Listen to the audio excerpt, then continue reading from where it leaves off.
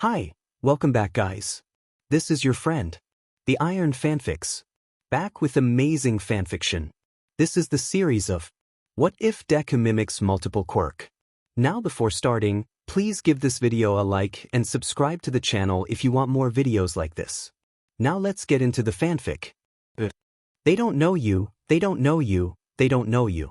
Izuku Midoriya repeated those words in his head like a mantra until he found his seat in the written portion of the exam. Outwardly he knew he looked calm, his shoulders loose and face relaxed into a friendly smile, a facade he had learned at a young age. His naturally expressive face had given him away one too many times on the run, and you learned quickly when your life was at stake. Smiling and being friendly was a good way to deflect suspicion and gain trust. People were much less likely to give information about you to strangers if they liked you, and information was one thing you could never let the enemy have the upper hand on. No one was looking at him, not that he was expecting them to, he was just another face in the hundreds of other test takers. Another pencil scratching in answers as quickly as possible so as to not run out of the limited time for the intense exam. Question 43 # explain the law of conversion of mass through chemical reactions. Knowledge had never been a problem for him. Years on the run made information his only reliable friend and companion, his greedy mind devouring anything that would provide a distraction to the constant loneliness. He had finished middle school work when he was 10 and had quickly moved on from there. Questions like these weren't a challenge, though he kind of wished they were. It had been a while since he'd been challenged academically. He finished answering the questions with half an hour to spare, clearly faring better than most of the surrounding candidates. It still blew his mind how many were trying out, attempting to get into the most prestigious school in the country. Thousands tried to get in, only 160 made it. The large auditorium where the physical portion of the exam was explained by Present Mike of all people. Was it to get them more hyped up? Considering the resounding silence when the blonde hero had asked for a wedge, it wasn't working well. After being interrupted by a boy with the straightest posture Izuku had ever seen, the examines were led to a large beta testing ground and given 5 minutes preparation. Izuku closed his eyes and breathed deeply. You can do this, you've fought your whole life, you can fight a few robots. Just remember, if you take it, make sure to give it back quickly. If nobody's suspicious, your secret is safe. He opened his eyes and felt a sense of cold calm washed over him. You can't stop me. Present Mike screamed, "Go!" And Izuku took off immediately, leaving the other stunned examinees in the dust. All Might, otherwise known as Toshinori Yagi, watched as the young children began the exam, a feeling of nostalgia overcoming him. It had been many, many years since he'd fought through the same trials, but he still remembered the adrenaline, the feeling of wanting to prove himself. Prove that his master hadn't been wrong in her choice of successor. Prove that her death hadn't been in vain. That blonde kid is going nuts, drawled Snipe. Look at him go, he's practically on a rampage. Hisashi leaned forward. He's being reckless though, look at that falling debris. If it weren't for the black-haired kid we'd have at least 3 serious injuries. Indeed, another of the examinees was shielding his fellow testers with the help of what appeared to be a hardening quirk. He's certainly racking up those rescue points. He commented. There was a potential holder. He thought. One must be selfless. Only Nizu and Recovery Girl knew the real reason he was here, so it wasn't exactly like he could ask the other teachers on their opinions of a possible successor. Not that he didn't trust the other heroes, it was just that the less people knew, the less likely it was to get out. One for all was a guarded secret that was only shared when strictly necessary. With that amount he'll most likely get in. Nemuri grinned. Same with the blonde. He's going to need some behavioral control though, I can already tell. I don't want him, Vlad said immediately. Aizawa glared at him from across the room. And you think I do? I've already got to deal with Endeavor's brat, I don't need another cocky powerhouse. No matter, Nizu said, the chatter dying in an instant. It's time for the 0-pointers. The small rodent? Bear? Looked far too gleeful as he pressed the large red button, activating the gigantic robots, causing immediate chaos. Even through the screens Toshinori could see the fear and panic overtaking many of the teens, screams ringing through several arenas. Never gets old. Nemuri said, liking her lips. Think someone will try to go after the zero-pointer? Snipe shook his head. You still have that bet with Hisashi? No one's destroyed the thing since All Might. Even if there were kids powerful enough to break it, they're probably booking it. It's not worth any points. She crossed her arms. It's got to happen one of these years. Even if it's by accident, I still win. Well, it looks like you owe me another meal out, Hisashi said with a grin, adjusting his glasses. No one's going after them. Make sure to watch Arena H. Aizawa said suddenly. There's a girl trapped under some rubble. We're going to have to stop the zero-pointer before it steps on her. No sooner than the words left his mouth did a green-haired boy start running towards her. Oh, what's this? Nizu leaned forward, eager as the rest of them to see how it panned out. The boy used what looked like some form of telekinesis to float the rubble off of her, but it was too late. Her legs appeared to be injured and he wouldn't be able to help her get her out of the zero-pointer's range before it hit both of them. He then sent all the surrounding rubble flying at the zero-pointer, seemingly purposely aiming for the joints. I guess I don't owe you a meal. Nemuri gloated as the enormous robot crashed to the ground. Ochako Uraraka panted heavily as she pressed the pads of her fingers together, causing the robots above her to come crashing to the ground. She thought triumphantly, pointedly ignoring the nausea rolling through her gut. She knew would soon reach her limit, but dmed if she was going to make it to 50 points. I will get into UA. She mentally chanted. No one can stop me. A loud rumble tore through the testing ground, and Ochako whipped around to see. How is that a zero-pointer? Ochako wasted no time, sprinting as fast as she could away from her impending doom when rubble fell from the nearby building and trapped her legs. Trapped her in the way of the looming robot so huge it blocked out the sun. She attempted to use her quirk on the rubble, but it wasn't within her limit having already used it so much today. I'm gonna die, I'm gonna die, I'm gonna die. Then she saw him.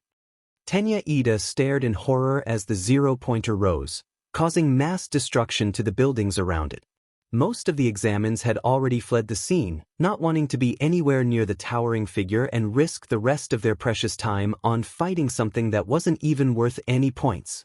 He was about to do the same when he noticed someone running towards instead of away from the robot. A second later, he realized why. A girl was trapped underneath the rubble, desperately trying to claw her way out to no avail. As the short green-haired boy reached her, he saw them quickly exchange words, the distance too great for Tenya to hear them. After a quick nod, the boy extended his right hand forcefully towards the rubble trapping the girl. The zero-pointer was nearly on them. The rubble began to float, was sent flying towards the zero-pointer, knocking it backwards as the boy slung the girl's arm over his shoulder and the two began limping away from the falling robot. Time's up, listeners. Let's hope you got enough points. Present Mick's loud voice broke through the testing ground. All those who are injured, please go see a medic. Plus Ultra. As the small boy helped her across the field to the doctor, for a fraction of an instant, Tenya's eyes met his. Why didn't you help? Those cold green eyes seemed to ask. Why did you stand by?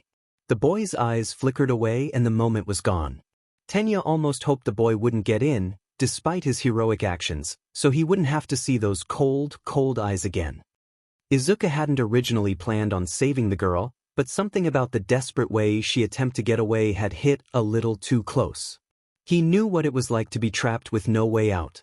Thankfully, airlift, minor pull and force push had been enough to lift the rubble, and with a little help from auto-aim he'd managed to stop the robot and he'd been able to get her out before both of them got crushed.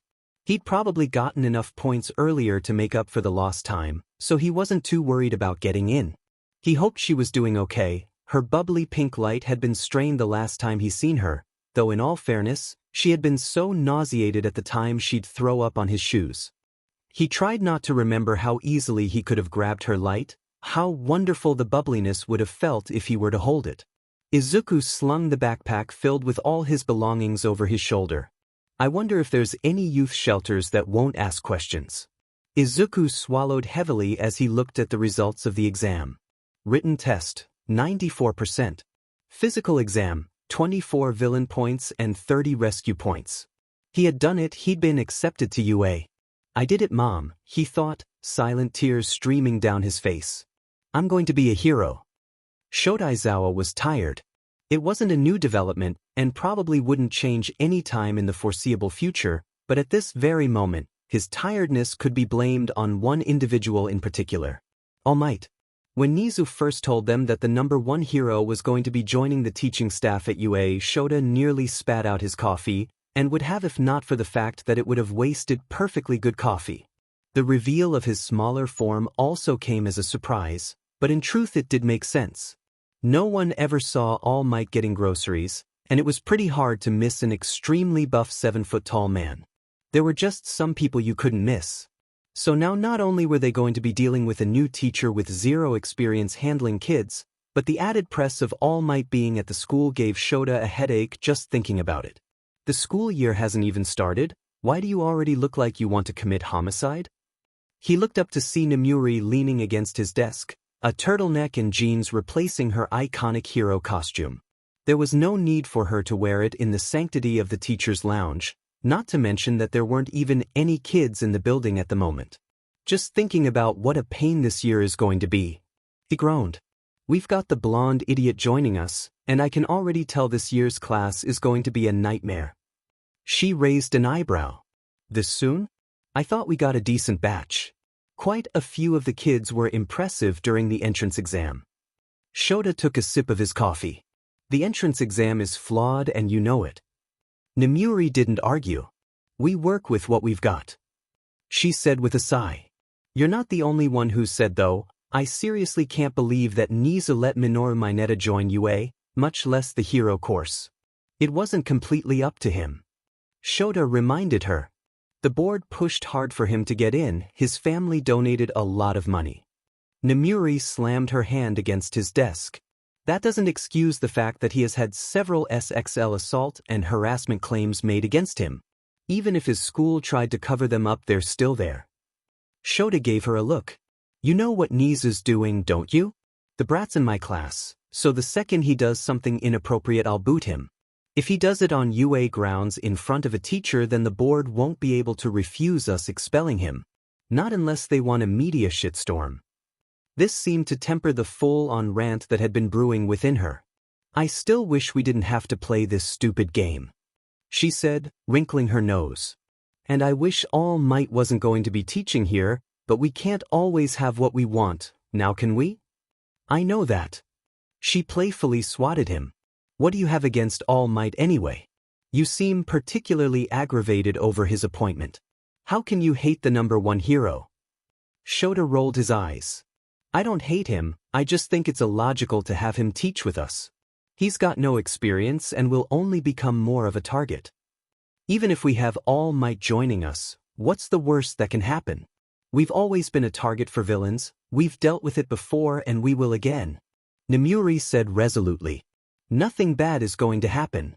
Famous last words. Hitoshi Shinso tried to hold in the tears that threatened to spill down his face, the symbol of UA disfigured as he crumpled the letter. What were you expecting? A voice that sounded suspiciously like. His mother hissed. Why would they accept someone like you into the hero course? All you'll ever be is a villain. He clenched his fists.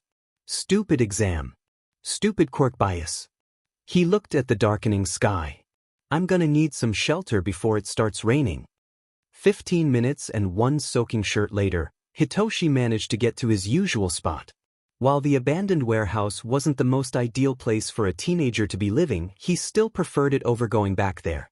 As musty and dirty as this place was, at least it didn't smell of booze and bad life choices.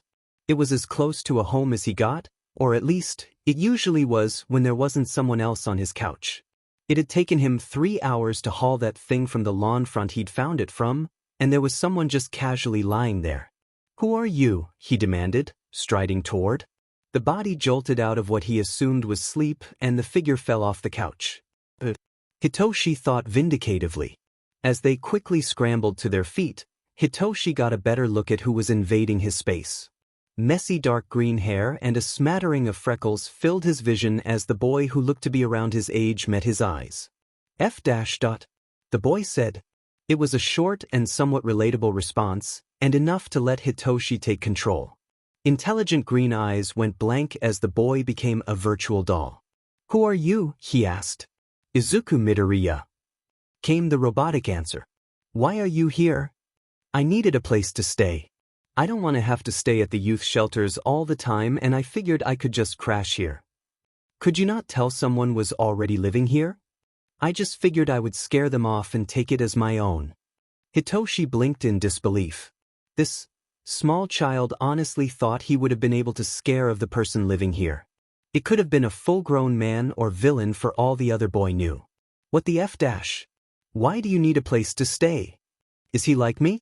Though it shouldn't have been possible, Hitoshi somehow felt a great strain on his connection to the boy, as if something was trying to make his mental bond break.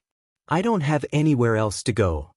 He should just make the other boy leave and forget this ever happened. That would be the smart thing to do, the safe thing to do. There was literally no reason for him let the other boy stay. "If I let you go and let you remember what happened, would you?" Hitoshi can't believe he's doing this. "Like to stay here with me?" Oh my god, he shouldn't have done that. He should not have done that. Why would someone, much less a complete stranger, want to live with someone who had just brainwashed them? He should just order the boy to forget this. Yes, that's what he should do. Hitoshi opened his mouth to fix this effing mess that he'd gotten himself into because he was so goddamn lonely. "Sure." "What?" Hitoshi looked into the brainwashed boy's eyes. "Repeat what you just said." His voice didn't crack, damn it. "Sure." The boy said obediently. "You don't care that I've used my quirk on you? Or what my quirk is?" "No." The strain on his mind came back, doubling in strength. Hitoshi winced as he struggled to maintain his connection to the other teen. "Are you going to hurt me in any way if I let you go?" "No."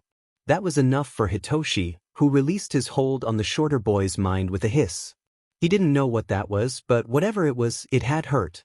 It had felt as though a sledgehammer had been pounding against his head with a vengeance. The blank look faded from, what was it? Midoriya's eyes as the teen straightened. That was a weird feeling. Hitoshi tensed as the boy looked directly at him. "What's your name, new roommate?" Now that he was in control of himself, his words had a slight accent to them. God, this was so strange. "Hitoshi Shinso." An odd curved smile came to rest on Midoriya's face. "It's nice to meet you, Shinso." He held out his hand, scars running over freckled skin. Hitoshi clasped it, his larger hand practically swallowing the other boy's. "Likewise." Somewhere in a poorly lit bar, Tamura Shigaraki sat, scratching his neck as though it had personally offended him. "Want to destroy him?"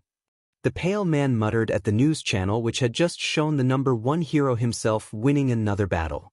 "I'm going to destroy him and this stupid world." Kurogiri merely watched the other cautiously, ready to transport any of his precious glasses in case Shigaraki proved to be particularly unstable tonight. "All in good time," came a soothing voice from the TV. "We will make them pay, don't you worry.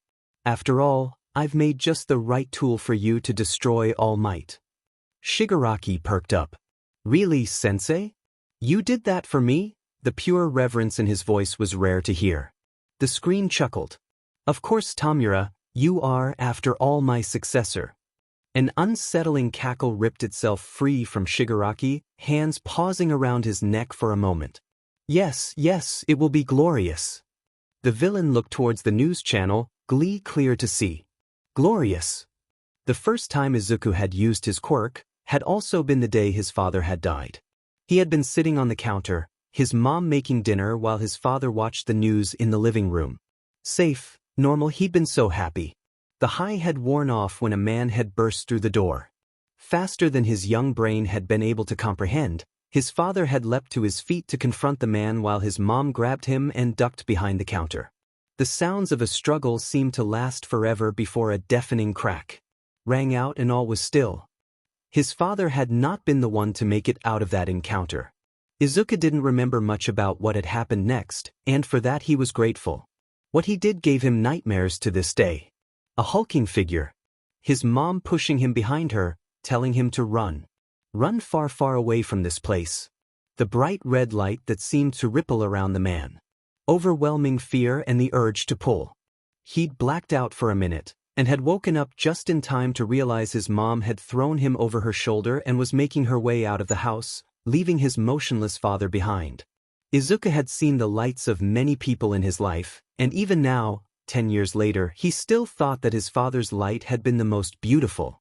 It had been so many things at once, Izuku had never wanted to stop looking. Which is why he remembered the exact moment when it went out. At 5 years old, Izuku Midoriya lost his father.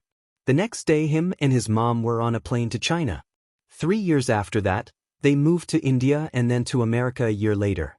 It had been a life of constant movement, of being ready to bolt at any given moment. His father had died because his mom's phone had been tapped, making it so the villains had been able to track him, so she made sure nothing like that ever happened again. With a quirk that let him take other people's quirks when he touched them, Hisashi Midoriya had been a very sought-after man in the criminal world, despite his best efforts at remaining unknown. Bad early life choices was all his mom would tell him whenever he asked about why the underground world knew about him at all. His father had been sought after because of his quirk, but a child with a similar one? One that was potentially more powerful? The villain groups were practically foaming at the mouth. They'd been hunted and done their fair share of hunting when necessary. His mom had taught him how to fight, how to keep his head down, when it was okay to take other people's quirks, and how to smile so brightly no one ever suspected that sweet boy and his mother, when two bodies turned up in a river. Inko Midoriya was someone many would describe as soft, or kind, maybe even overly emotional. Izuku had never understood why, because to him his mother was a woman of steel. They never saw the look in her eye when her family was in danger, or the time she took down half a dozen men when they'd taken her child. She was a kind and loving woman, but not one to be trifled with. It hadn't been easy, but it was what they needed to do to survive, and as long as they had each other they would be fine. That life was lonely though, and 10 years after they'd left his mom had decided it was time to go back to her native land, her real home. They'd made plans, set up fake identities and a backstory so that nothing would be suspect when they arrived. At 15 years old, Izuku Midoriya returned to Japan alone. Walking to school with someone else was a simultaneously bizarre and yet pleasant experience. To the surprise of both Shinso and Izuku, they were actually going to the same school, which, considering what school it was, had been a real shock. Who would have guessed that two students attending the most highly admired and rated school in country were homeless and living together in an abandoned warehouse? Living with Shinso had been strange at first, but after discovering they went to the same school, albeit different departments, the two had gotten along quite nicely, Shinso even christening him with the nickname Green Bean, which he, quite frankly, couldn't argue against. Shinso had seemed shocked when Izuku had agreed to live with him, and in all honesty Izuku wasn't sure why he'd agreed to do so himself. He had no reason to trust the other boy. In fact, the first time he'd interacted with Shinso he'd immediately used his quirk on him. In all fairness though, he had been crashing in a place he knew someone was already using, so maybe that didn't really count against him. "Are you excited?" Izuku said, thankful that the taller teen had slowed his steps so that he could more easily keep up. Shinso snorted. "Ah yes, I'm so very eager to being treated as secondary compared to all the hero corps students with heroic quirks." Ouch, someone had woken up on the wrong side of the couch? Izuku didn't really know at this point. He was pretty sure Shinso didn't sleep half the time anyway, so did this metaphor even work? Was he spending way too much time thinking about this? Was life just a hallucination he was having? "What about you?" Izuku looked up at Shinso. Excited to be bumping elbows with all the other hirelings? And what was he supposed to say to that? Especially to someone so bitter that he had been denied a chance at his dream over something he couldn't control? How was he supposed to explain that he was terrified that the identification records weren't going to hold up? That someone could figure out what his real quirk was? That he was worried that if someone said or did the wrong thing it would trigger a panic attack? "You should have gotten into the hero course," he says instead. Shinso nearly tripped over nothing. "What? You should have gotten into the hero course," he repeated. That exam was totally biased, even with the rescue points. They could have split non-physical quirks into a different arena or made different exams based on what type of hero you wanted to be. Instead, they just made one that blatantly favored people with physical destructive quirks. Shinso composed himself. A quirk like yours is perfect for it. Yes, the telekinesis quirk that he was pretending to have. Changing records was hard, so he just kept his mom's quirk the same on her papers. It would be easy enough to believe that he'd just developed a stronger form of telekinesis based on the quirk his mother had. Nothing to be suspicious of there, at least as long as you didn't realize that the telekinesis he had was really several quirks working together. Izuku merely hummed in agreement. I am pretty lucky. When has luck ever been on his side? Ochako was completely and totally lost. Seriously, why didn't UA give out maps or something? The school was huge. How was anyone supposed to find their way around here? After wandering for several minutes, she managed to make her way to the correct hallway, and that was when she saw him. Hair as messy as the first time she'd seen him, her savior was standing in front of a classroom door with a look of resignation, an apple in one hand and the doorknob in the other. Hey, she called out. Not startling the slightest bit, the boy turned to look at her, his bright green eyes noticeably duller than the last time she'd seen them. Hi, he said eventually. You Rarika, right? Yup. Ochako grinned. You're in 1A too. I'm glad that there's at least someone I recognize, you know? He nodded but didn't look particularly enthusiastic. She decided not to take it personally. Let's go in together, okay? It'll be less scary that way. A ghost of a smile traced his lips. Sounds like a plan. No sooner did the pair step in the classroom did Ochako know this was going to be a headache. You cannot put your feet on the desk, blustered a large spectacled boy. It is disrespectful to your classmates and to this prestigious institute. The target of his scolding didn't look all that bothered. Shut it, private school. The blonde boy sneered. As the door closed behind them, both of their attention shifted. The blonde blinked in surprise and recognition as he stared at the green-haired boy beside her. Oh my God, she didn't know his name. How stupid could she be? Deku? The blonde blurted, anger momentarily forgotten. Ochako whipped around to look at her companion. For a fraction of a second his eyes were wide in shock. And was that fear? She saw him tense, and it almost looked like he was about to bolt before the moment passed, and his expression smoothed over. What's your full name again? A shadow passed over Deku's? Midoriya. There was a moment of hesitation on the blonde's part before he nodded and accepted it. Ochako felt completely out of the loop. Thankfully, the upright boy with glasses decided it was time to introduce himself. Hello. I am Tenya Ida from Sumai High School. It is a pleasure to meet you. She grinned brightly. Nice to meet you. I'm Ochako Uraraka. Ida then turned his attention to Midoriya. You deciphered the true meaning of the exam. He practically shouted. Clearly, you were the better contestant. If I had known of the rescue points, I would have aided you in your endeavor to get Uraraka out of the rubble. Oh, they must have all been in the same testing arena. So you're saying that you would have only helped someone under threat of extreme injury if you knew you were going to get points for it? While the class hadn't been loud before, the silence was now deafening. That's not Ida sputtered. The sound of Midoriya taking a bite of his apple reverberated around the room. What are you all doing crowded at the front? Ochako squealed and spun to face a yellow caterpillar. A scruffy-looking man unzipped the sleeping bag and stepped out. It took you all 8 seconds to quiet down. You're wasting time and it's illogical. Pulling a gym uniform out of seemingly nowhere, he continued. I'm your homeroom teacher Shota Aizawa. Put these on and meet me outside. Anyone not there within 5 minutes is expelled. With that bombshell, he walked off. At least this'll be interesting. Midoriya commented, taking another bite of his apple. For all of society's talk of weak quirks being useless, the minor quirks Izuku had collected were his favorite.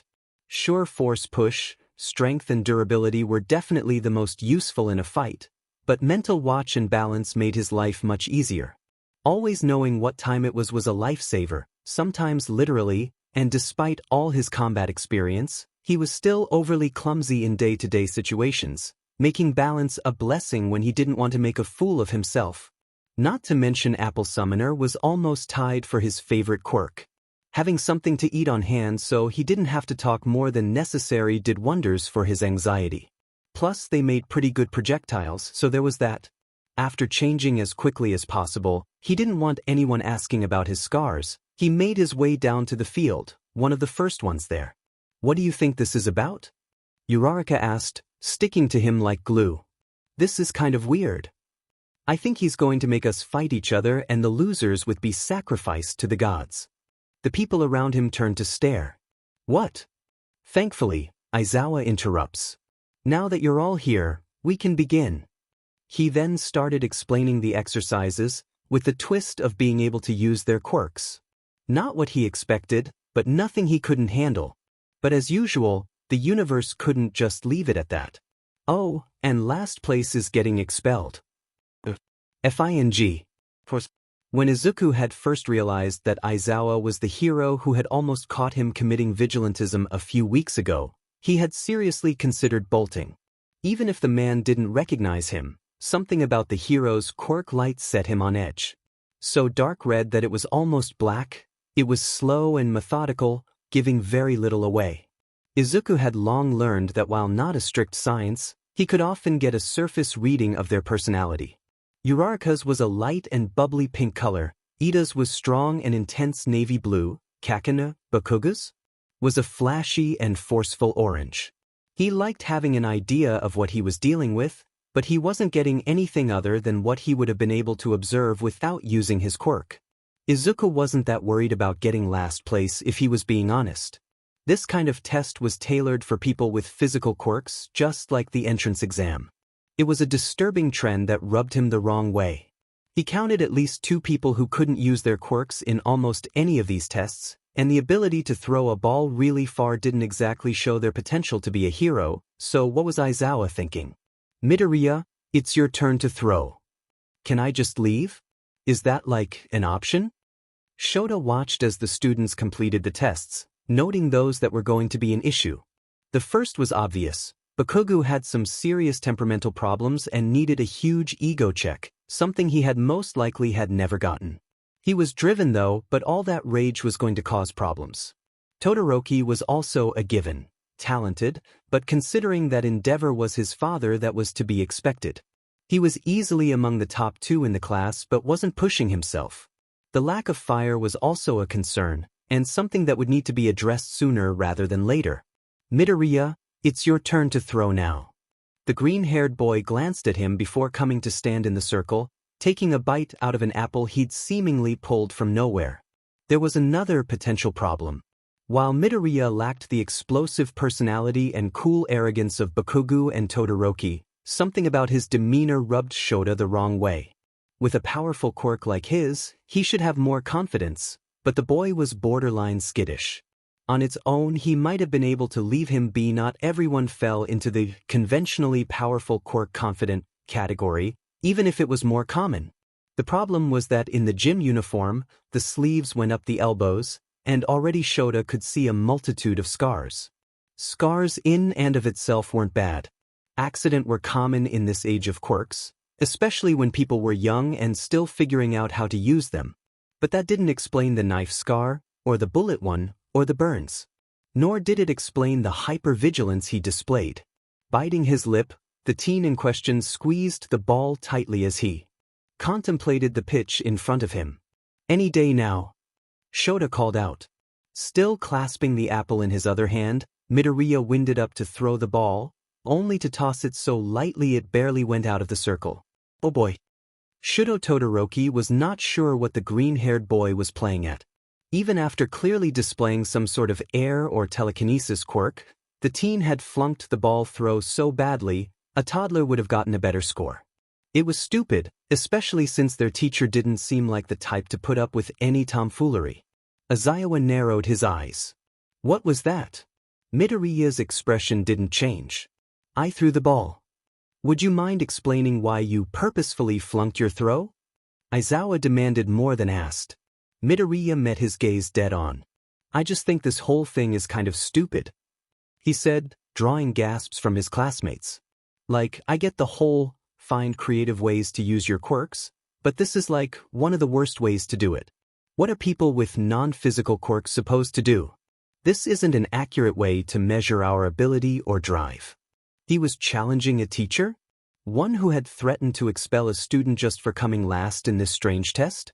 Was he really this dumb? Aizawa's expression was unreadable. And how exactly are you proving your point by purposefully failing your throw? Is this a rhetorical question, or do you actually want to know? A brown-haired girl with a bob cut was nervously biting her lip as she watched, clearly worrying over the fate of the other teen. Shudo didn't understand that either. If the short boy was sent home, there was a higher chance that no one else would be and she would be safe. Are you trying to be difficult? Aizawa asked. Throw the ball already. I don't have a ball. Midoriya pointed out. It's over there. He gestured to the aforementioned object a few feet in front of him. Was he really this stupid? Were all other kids his age this tactless? Maybe it was for the best that his SPRM donor had had him homeschooled if this was the average intellect. Hurry the F up, Deku, screamed the blonde with an explosion quirk. Stop wasting everyone's time. Flinching slightly, the short boy Deku turned to face him. This is actually the last test, and I'm the last person to take it, he said. So nobody's going after me. Don't get smart with me, Dash, the blonde lunged, and for a fraction of an instant Shudo saw something that set alarms blaring in his head. Instead of jerking back, or something similar, Deku's eyes became incredibly cold, his hand shooting forward as if to grab. Before the two could connect, a thin white scarf wrapped around the blonde. Eyes glowing red, Aizawa scowled. You're giving me dry eye, he growled. You attack another student outside of mandated exercises and you'll be expelled, do you understand? The explosive teen mumbled something vaguely affirmative. Good. Also, I was lying about the expulsion. We're done for today. The following outburst was cut short by their teacher's glare, but Shudo wasn't watching them. Midoriya had reverted back to the mostly blank but somewhat nervous state he'd been in before, but Shudo wasn't about to forget the momentary viciousness. In that split second he knew that the other boy had been about to grab the blonde's throat, and while he hadn't been the aggressor, Shudo didn't doubt he would have finished the fight. I'll need to watch out for him. Shudo looked at the clock. They'd been dismissed early, meaning they could go home now. When had it ever been a home? When had it ever been anything other than a prison? If you had told Hitoshi that he was going to be mugged on the way home from school, he might have believed you. If you had then said he was going to be saved by the same boy who had broken into his house and who was seemingly the embodiment of not giving if, while simultaneously being the most anxious person he'd ever met, he would have probably told you to F off. Staring down at the unconscious body of his would-be attacker, Hitoshi watched in disbelief as Midoriya relieved the man of his wallet before calling the police. You just took that dude's stuff, he said when he got over his initial shock. I'm pretty sure that's illegal. Midoriya merely shrugged. So is lying on your school papers, but neither of us had a problem with that. Touché. Besides, it's not like we don't need it. We can't live off of only apples and instant ramen. Hitoshi snorted. You ever going to tell me where you get those? Nope, he said, popping the pea. That's for me to know, and if you ever find out I'd have to kill you. Midoriya said it jokingly, but Hitoshi wouldn't help but hear the slight undertone to his words. Don't ask about this, or about what just happened. Despite looking like he couldn't harm a fly, the second the man had pulled Hitoshi into the alley, Midoriya had grabbed the mugger by his hair and slammed his head into the wall quicker than he'd been able to even register he was under attack. Efficient and brutal, not to mention there hadn't been the slightest bit of hesitation in his movements. They'd been practiced, smooth, and even after the event he didn't look uneasy or remotely shaken. You know, for such a cute guy, you're pretty scary. And just like that, the calm and controlled teen tripped over his own feet and would have fallen flat on his face had Hitoshi not grabbed the back of his shirt. What? Midoriya stuttered, his freckled skin tinted pink. Hitoshi leaned down, smirking. I said you're cute. His face darkened in color and Midoriya looked everywhere but at Hitoshi, his hand fidgeting nervously. Oh, he said in a strangled voice. Something the matter, Green Bean? Hitoshi asked, purposefully lowering his voice. You look a little hot. Another unintelligible noise escaped the smaller teen as he backed away. "Stop it, Shinso," he muttered, trying to cover his face. Letting out a low laugh, Hitoshi continued walking. "Whatever you say, Green Bean." He was definitely filing that away for later use. Thankfully for Izuku's stress levels, the following morning did not include any expulsion threats or long-lost childhood friends popping up from nowhere. Instead, classes like math and English filled the time, the latter being a breath of fresh air. Living in America for several years had made him fluent in the language, so it would be a breeze. After eating lunch with Shinso, "This is the best thing I've ever eaten," he had bemoaned. "Lunch Rush is officially my favorite hero." He begrudgingly made his way back to class for Foundation Heroics. He wasn't sure what to expect, but if he was lucky it would just be basic hand-to-hand combat. That's reasonable, right? Teaching them the basics before doing anything crazy. The second All Might burst into the room shouting, "I am coming through the door like a normal person," any and all hopes of getting a normal lesson were dashed. The excited chatter continued all the way to the changing rooms, his classmates eager to put on their hero costumes and be taught a lesson from the All Might. It wasn't like Izuku didn't understand the hype. Being the #1 hero in Japan was no easy task, not to mention holding his position for decades and being the symbol of peace. He respected the man and acknowledged that he was a good hero. The man was just a little too flashy for his tastes. Not to mention loud. There was something strange about his light though.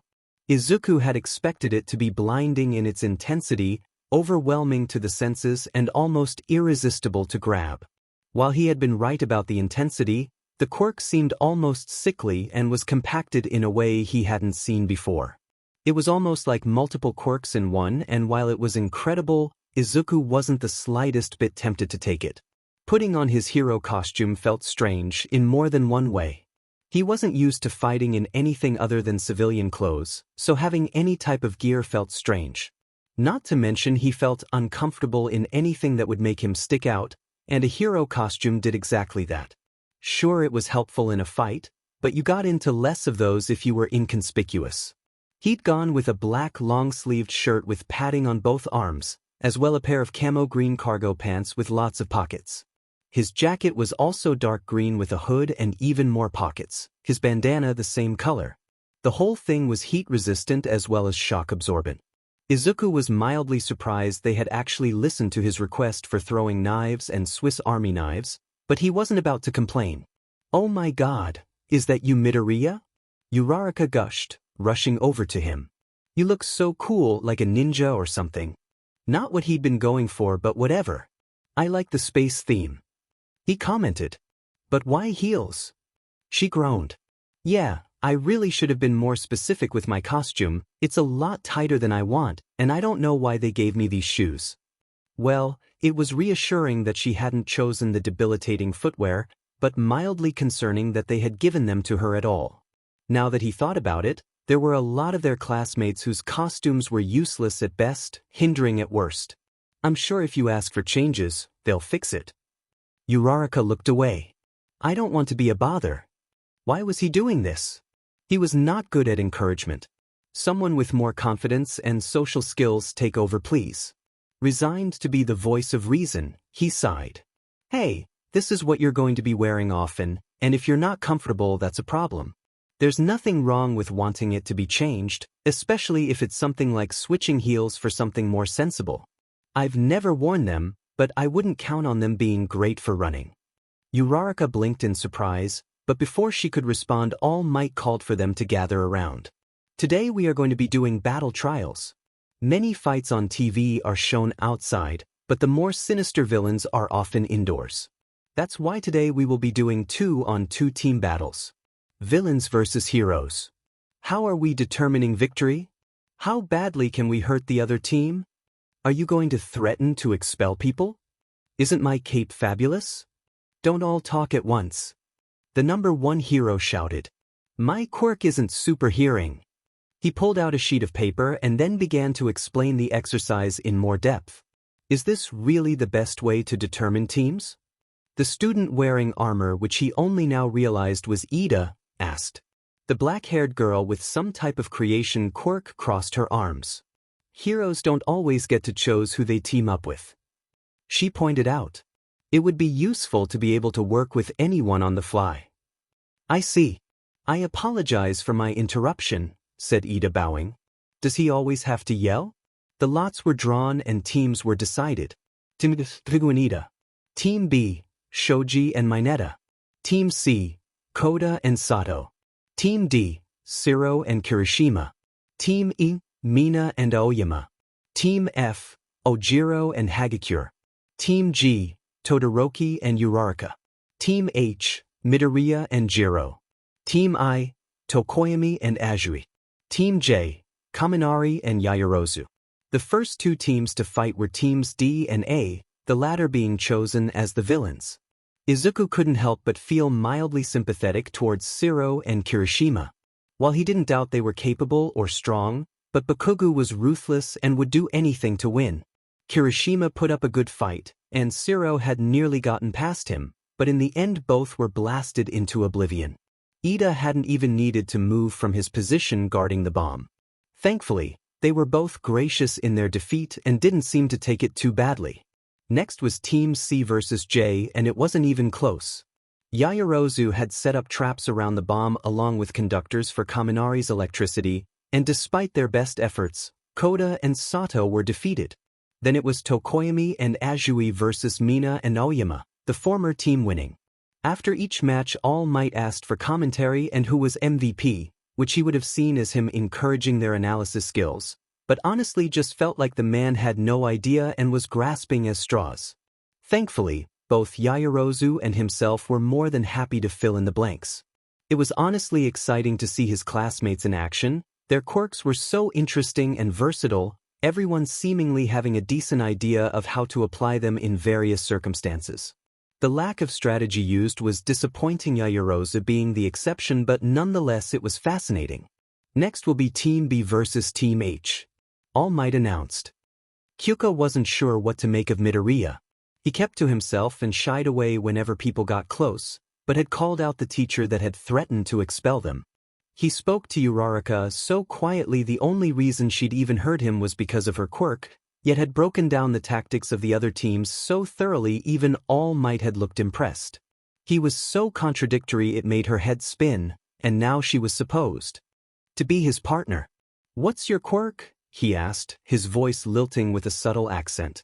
As she explained, he listened attentively with a blank look on his face. She felt mildly uncomfortable at his emotionless face but put it aside. They had an exercise to complete. "My quirk is a simple telekinesis," he said once she was done. "I can make things float, pull them towards me and send things flying the other way. My current weight limit is higher than we'll need, so that won't be a problem." "Do you have a strategy?" she asked. The slightest hint of a grin spread across his face. Mizo wished he had a different partner.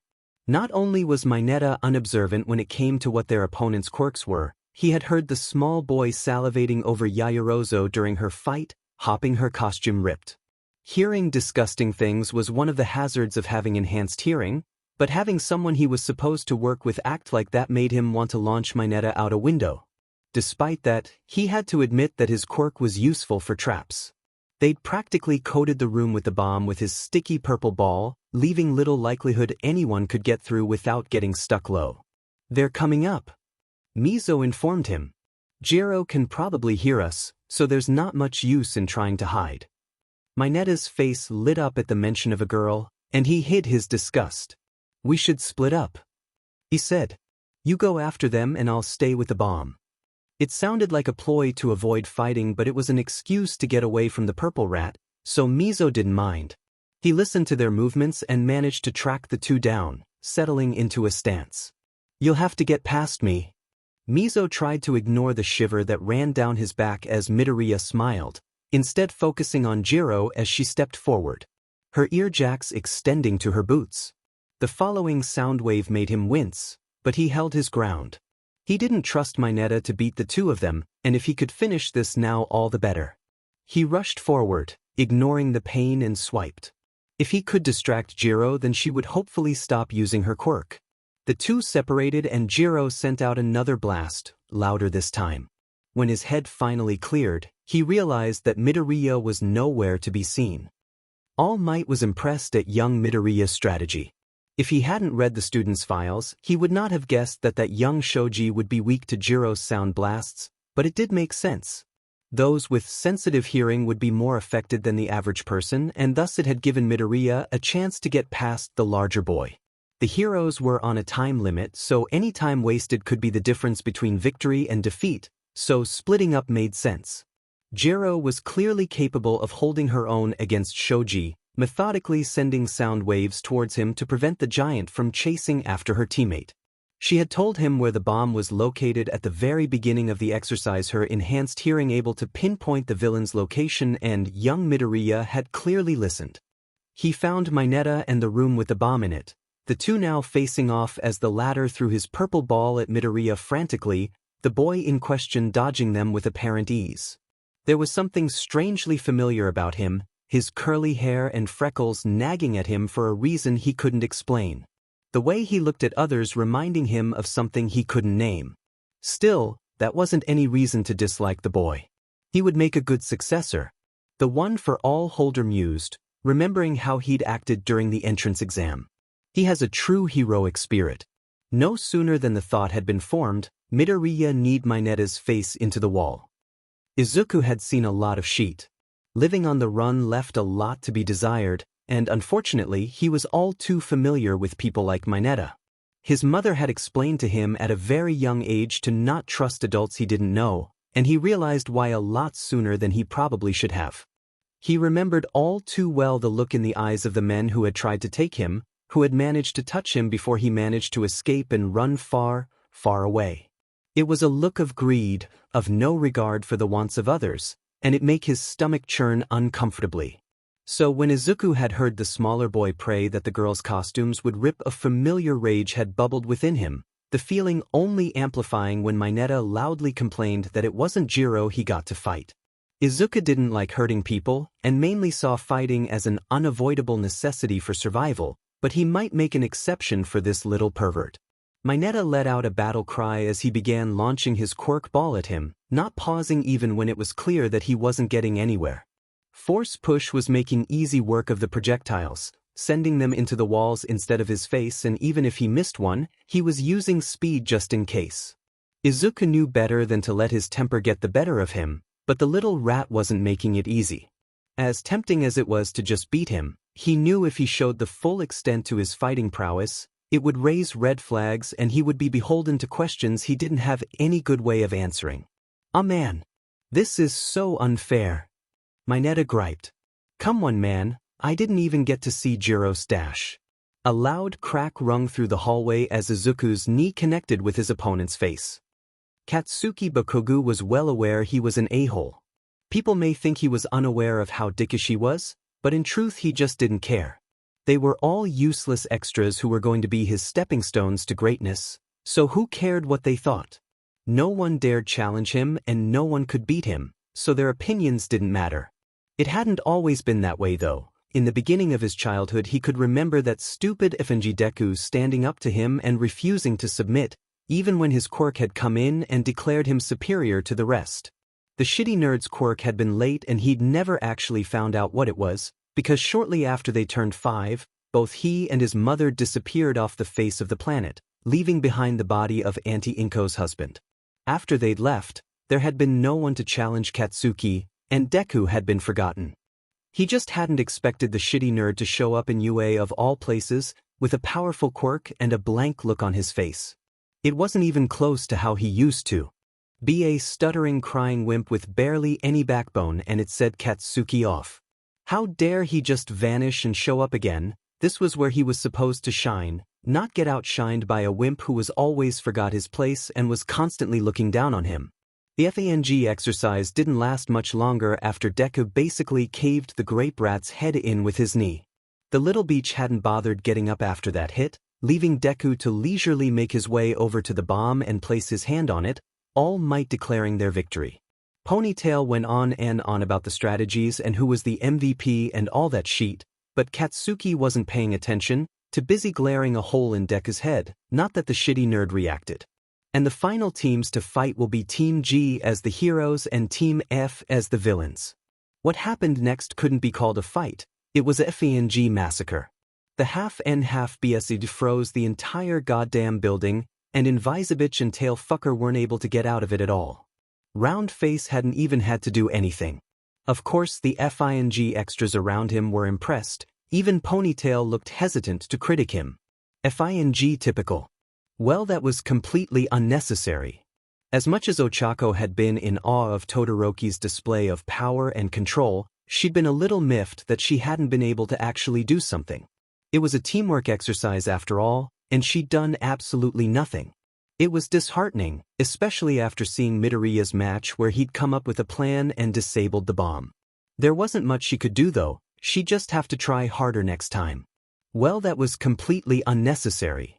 It seemed as though the entire room froze at the words, everyone turning to look at a seemingly unaffected Midoriya, munching on a ripe red apple. Todoroki narrowed his eyes. "Would you care to elaborate?"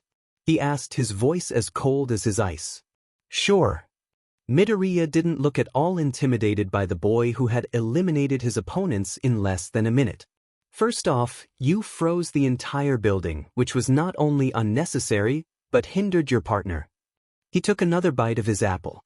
"You could have just found out where the villains were and froze them. Even if Hagakure is invisible, she'd have to show herself eventually to stop you from getting the bomb." Todoroki didn't outwardly respond, but Ochako got the feeling he was seething. "That would have taken longer." He bit out. Midoriya didn't so much as blink, but would have prevented a lot of property damage.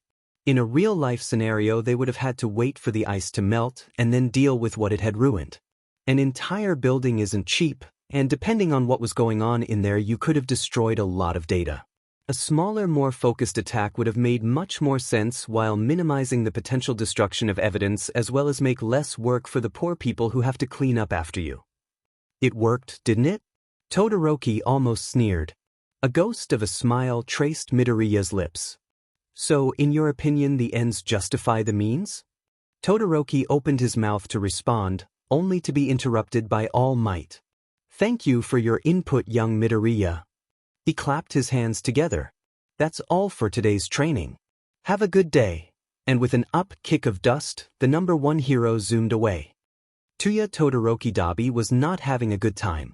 Not only had his apartment been robbed, he didn't know why they had bothered, there wasn't anything worth taking in there, but his boss had cut his hours so he'd be rationing his money even more strictly. Oh, and there was currently a man trying to kill him. Dabi hadn't expected that his intervention of a shakedown would lead to the perpetrator going berserk, but he supposed he should have assumed. He had sheet luck. Ever since hearing about Stain, Dabi had been inspired to follow in the man's footsteps. He began stopping the crime he saw around his neighborhood, and there was plenty of that. He didn't exactly live in the safest area of Hosu, so there was no shortage of muggings, rapes, and other actions from the deplorables of the world. He usually just threatened to set them on fire and they ran off, but today seemed like the world was saying F you, so of course that didn't happen. His back hit the wall behind him and barely managed to dodge the fist that punched a hole in the concrete where he'd just been. Lower temperatures of fire were ineffective against the man. His quirk, some type of hardening and hand-to-hand combat against someone like that was not going to end well for him.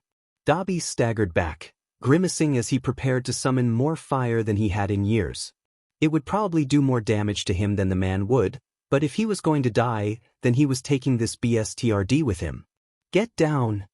Years of abuse training were the only reason he was able to duck fast enough to avoid the armor-clad figure that shot over him. It was hard not to gawk as the hero stood between Dabi and his attacker. Why would anyone ever care about what happened to him moving swiftly and efficiently as they took the man down?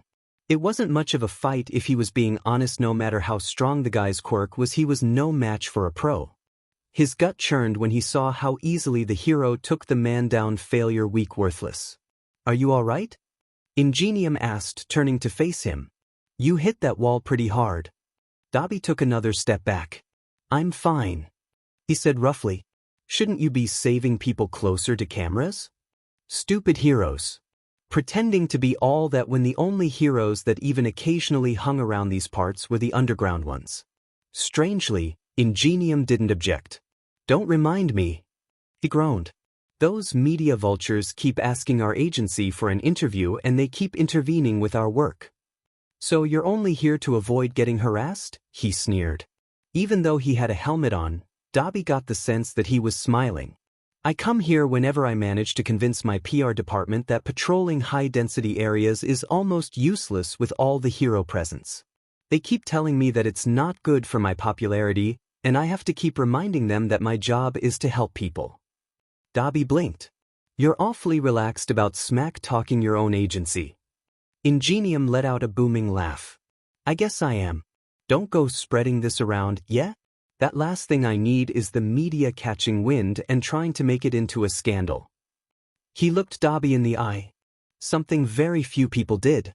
Are you sure you're okay? This might sound rude, but I noticed that a few of your staples came off. Tension flooded his frame again.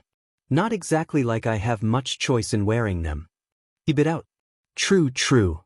Ingenium didn't seem at all put off. Do you want me to escort you to a hospital? I'm sure they can put it back in. Why was he being so nice? He shouldn't even be in this area to begin with, and he gained nothing by helping Dabi. He shook his head. I have stuff at home. Don't let me keep you from your job, hero. Ingenium studied him for a long moment. If you say so, he said eventually. Have a nice day. As the scarred young man watched him pick up the unconscious body and speed away, he couldn't help but think of Stain. Maybe there are true heroes out there. Midoriya. Wait up. Hitoshi tensed as he heard his roommate's name being called as a brown-haired girl and a tall boy jogged after them. Do you know them? He asked. Midoriya nodded. They're in my class. I don't know why they're looking for me though. They waited for the two to catch up, the girl panting slightly when she finally stopped. I wanted to see if you wanted to walk to the train station with us. She explained. Uraraka. It is rude to ignore Midoriya's company, the tall boy boomed. I am Tenya Ida of the UA Hero course. It is a pleasure to meet you. Wow, this guy is extra. Hitoshi Shinso. He drawled lazily. General studies. For now. I'm so sorry, the brown-haired girl who he assumed was Uraraka squeaked. I didn't mean to be rude, I'm Ochako Uraraka. Hitoshi shrugged. Anyway, she clapped her hands together. We were wondering if you wanted to join us on our way to the train station. You're welcome to, of course. She added, glancing at Hitoshi. He exchanged a look with Midoriya. We don't take the train. Midoriya said, speaking for the first time. We walk home together. More like we can't afford the train. Uraraka looked unperturbed. That's fine. We need to go this way anyway, and I figured it would be a good way to get to know people better. Oh God, she's one of those. While Hitoshi didn't dislike bubbly people on principle, their constant energy could get exhausting very quickly. Thankfully, she seemed content to just chat with Ida as all four of them walked. He was surprised to find out that she was living alone as well and felt a pang of sympathy. Even if she was staying in an apartment with heating and water, he knew what it was like to have no one waiting at home for you. I can't believe you got All Might teaching you. He couldn't help but interrupt when they began talking about their foundational heroics class. That's actually insane. You hero course kids get everything. If they noticed the bitter note in his voice, they didn't comment. It was pretty crazy. Uraraka agreed. He seemed a little awkward though, like he wasn't sure what he was doing. It is a wonderful opportunity to learn from the #1 hero. Ida said, arms chopping wildly. He must have an immense amount of information about heroics. Hitoshi swore he heard Midoriya snort. And I can't believe you went after Todoroki like that, he continued. While I agree he could have improved, the way you delivered your criticism was hostile. An unreadable look flashed in Midoriya's eyes. Some people don't listen unless you force them to. There was a long pause of silence. This is us, Uraraka said with forced cheer, starting towards the station. See you tomorrow, Midoriya. It was nice to meet you, Shinso. Hitoshi watched them go, a small smirk on his face. You roasted the son of Endeavor to his face. I am so mad I didn't get to see that. Midoriya chuckled quietly. They make it sound worse than it was. I just pointed out what could be improved and why. It's not my fault there was a lot of that to say. He snickered. You are deceivingly sassy. Midoriya shrugged, but Hitoshi saw the grin he was attempting to hide. "Wanna get some ice cream?" he asked, ruffling Midoriya's hair. "Yes, please." Reviewing the battle trials All Might had supervised made Shota want to bash his head into a wall. Most of the issues were things that would be fixed over time and were typical of a first-year hero class lack of strategy and teamwork, not to mention over-reliance on quirks. Those were things that would be fixed over time with the right training and guidance and was not why he felt like downing a bottle of whiskey. Bakuga's temper needed to be curbed and his ego squashed down to a manageable size. He seemed to be under the impression that he didn't need others and that they were below him, and that was not something Shota would tolerate in any way, shape, or form. It didn't help that the boy was clearly a hard worker and knew exactly how strong he was. This would need to be addressed carefully. The possibility of this blowing up in their faces was too high to ignore, and Shota was not looking forward to that conversation. Mineta was quickly becoming an issue as well, but at least it was one he had expected. There had been no official reports regarding his behavior just yet, but Shota had overheard Yaoyorozu commenting that he made her uncomfortable and how he kept staring at her in her hero costume. It was frustrating not being able to do anything, but he didn't have a valid enough reason according to the school board to expel him just yet, so he'd have to bide his time. "What you got there?" Nomuri leaned over his desk. "You usually don't look this annoyed until the second week of school." Snipe snorted. "That's because he expels half the class and then realizes the ones he kept aren't any better." Shota glared at them both. "Could you save this for when I finished watching?" he asked. "I still need to play the rest of the fight with Mineta, Midoriya, Jiro and Shoji." "Oh, let me see." Hizashi rushed over from his desk. "There aren't usually any sound-based quirks that make it through the entrance exam. And I want to see the kid that destroyed the zero-pointer." Nomuri liked her lips. "That steak dinner was so good. I'm surrounded by children." Shota complained, clicking the play button anyway. He had watched enough videos to know how it would start. The villain team would get time to prepare before the heroes would be sent in. The planning on Midoriya's part was impressive, especially for a first year. He seemed to take into account everyone's quirks, not to mention being able to identify and analyze them to begin with. The villains separated and Shoji. And the heroes clashed. Jiro did an admirable job keeping the larger boy back and providing a distraction for Midoriya to slip away without badly hurting her opponent. Shoji did the best he could given the circumstances, that matchup being one of the worst he could have gotten. Shota wasn't surprised when the teen in question was able to avoid Mineta's quirk, but he hadn't been expecting what followed. "Holy shit!" Hizashi exclaimed. "That was ruthless." Shota eyed the whimpering form of Mineta and couldn't help but agree. The move itself wasn't a problem, but the lack of hesitation and regret Midoriya exhibited was concerning. "I'll keep an eye on him," he said eventually. Hizashi kissed his forehead. "I'm sure it's nothing to worry about. He probably just accidentally put too much power into the blow." "I hope so." He replayed the clip. "I really hope so. Everything hurts." Hitoshi groaned. "Goddamn, Green Bean, I didn't expect you to be such a SLV driver."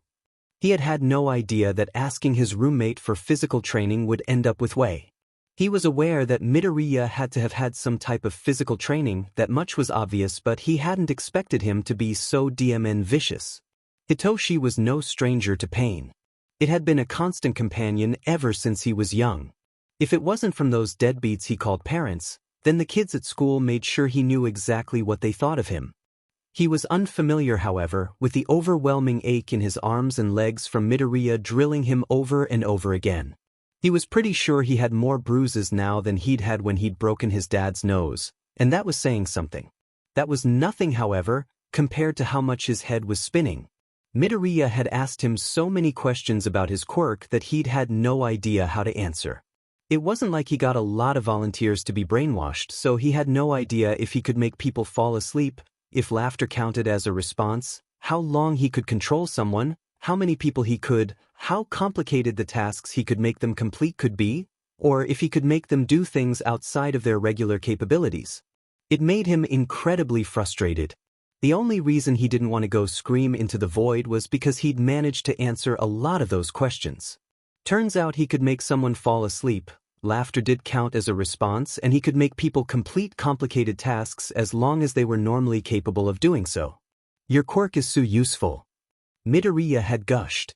The possibilities are almost endless. You can stop villains without using violence, talk down suicidal people, and resolve hostage situations. Oh, and don't get me started on interrogations. Hitoshi had been overwhelmed. While the other teen had expressed that he had thought he should have been placed in the hero course, it was another thing entirely to have someone think of ways to improve his quirk and actually volunteer to test those ideas. I'm taking your phone if you die, Midoriya said without mercy. He took a deep breath and immediately regretted it. You're heartless. He wheezed. Midoriya gave him one of his rare sincere smiles. You did really well. For someone who's a literal stick, you have good reflexes. Hitoshi clutched his heart dramatically. You wound me. He studied Midoriya. And you have no legs to stand on. You're not much better.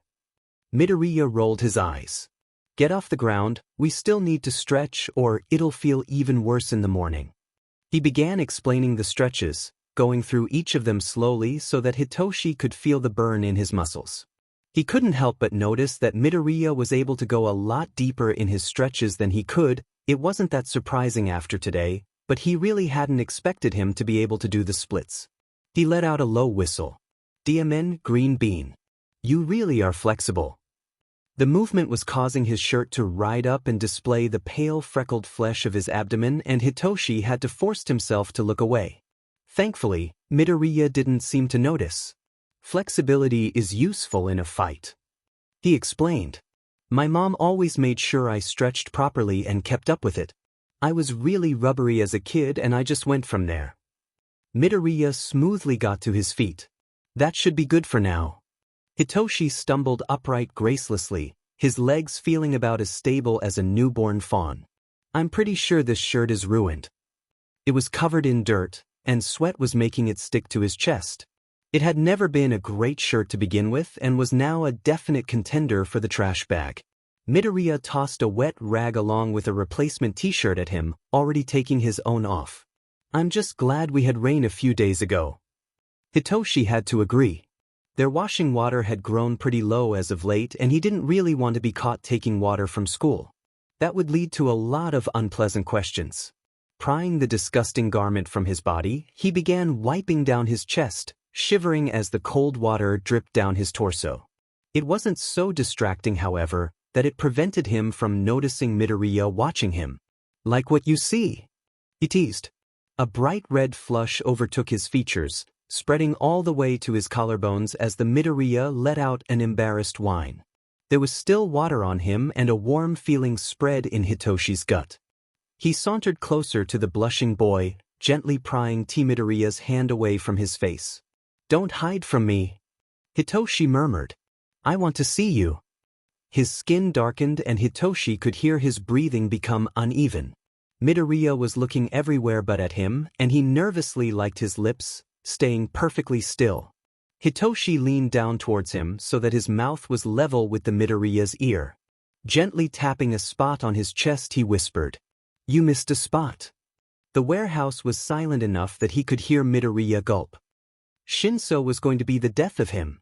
It had been several days since he'd asked him to train him, and he still could barely look Shinso in the eye. Izuku knew he was just joking around and probably practicing ways to get people to talk for his quirk, but his poor by heart didn't realize that, and if he continued he feared he was going to implode one of these days. Even worse, the press had been crowding the front of the school. He'd taken one look at that and decided to go for another entrance. He was nearly late for class, but it would have been worth the detention. Aizawa walked in with his usual lack of ceremony, the class silencing at his glare. He pulled out several packets of paper and began placing them on the students' desks.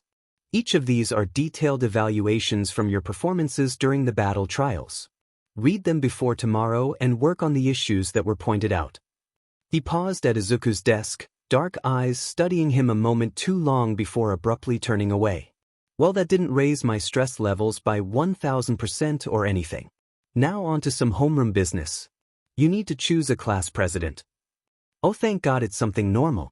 Even as the noise in the room increased exponentially, Izuku was just glad that it wasn't going to be something insane. The position of class president is an important one.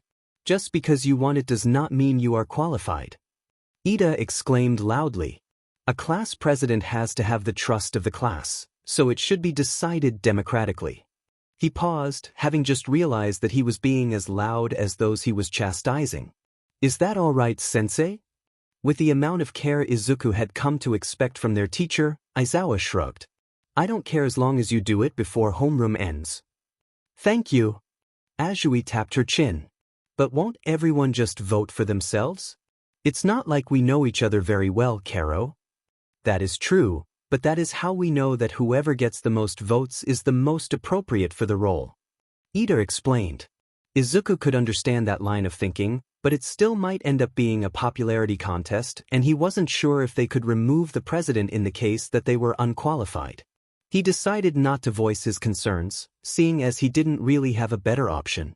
Yaoyorozu seemed like the best option to choose, so he wrote her name out and handed the slip of paper back to be counted.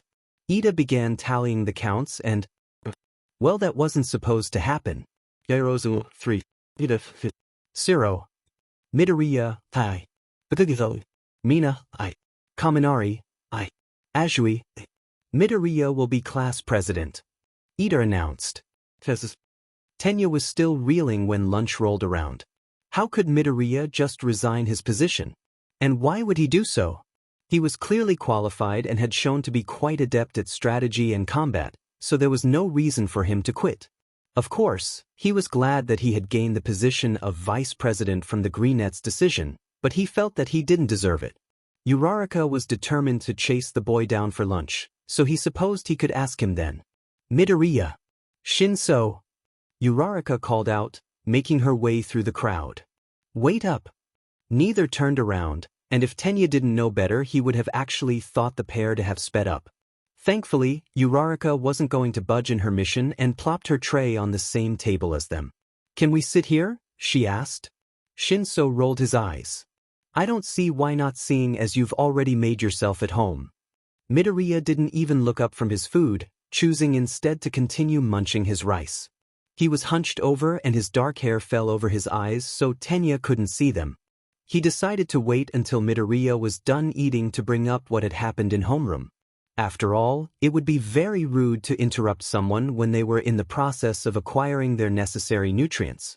Uraraka seemed content to banter with Shinso, who occasionally making biting comments that Tenya would have scolded him for if not for the mirth glinting in his eyes. Are you planning on trying to get transferred to the hero course? She asked. Oh, what if you join our class? Shinsu's answering grin was unsettling. That's the plan. He drawled. General studies kids can switch over if we do well enough in the sports festival, so you hero kids should watch out. Uraraka's eyes lit up.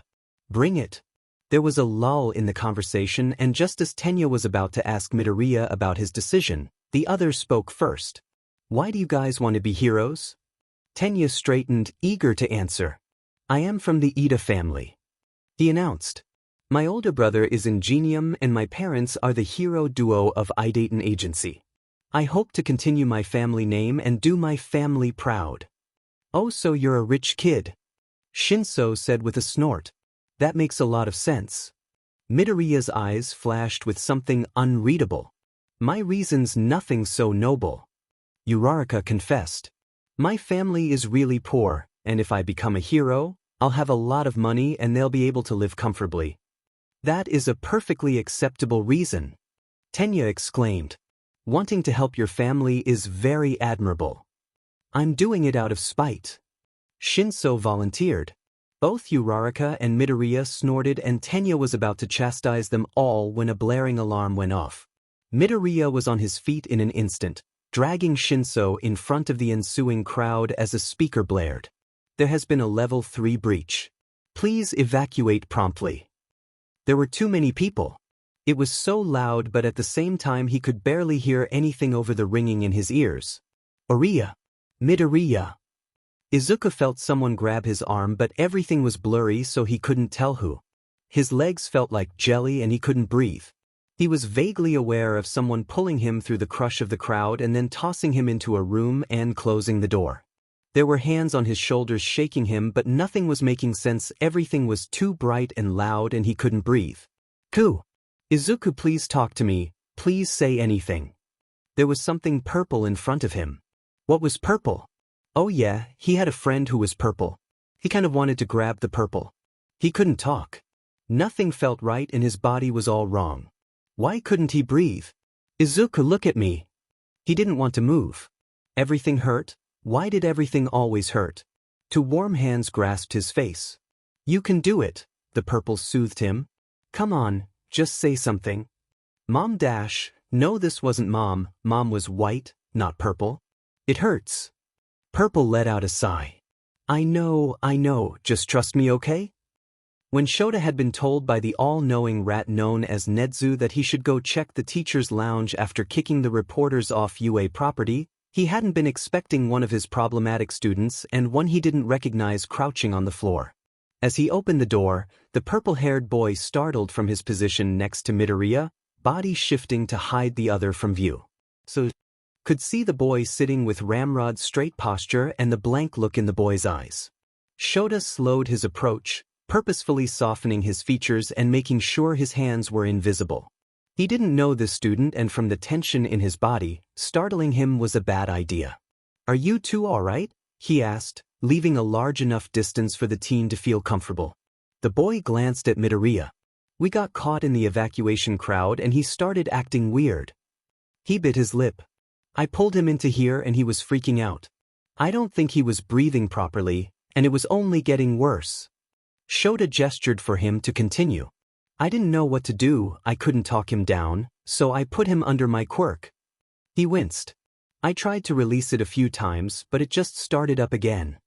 Oh Christ, this was going to be a mess. What's your quirk? He asked. The boy flinched minutely and looked away. Brainwashing.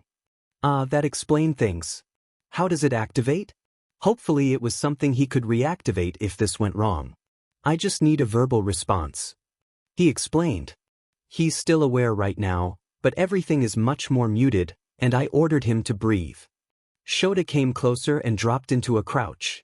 So he can hear me? Yes. He was going to have to handle this carefully. Panic attacks were something he'd had to deal with more than once, but it was never pleasant. Can you release him? After a moment the boy let out a sharp sigh, and the change was immediate. Midoriya began hyperventilating and his hands came up to tug on his hair. The blankness in his eyes was replaced by panic as he began shaking violently. This was worse than he expected. Midoriya. He attempted. The boy didn't indicate he'd heard him in the slightest. Shota grasped his wrists and gently pulled them away from his head. Midoriya.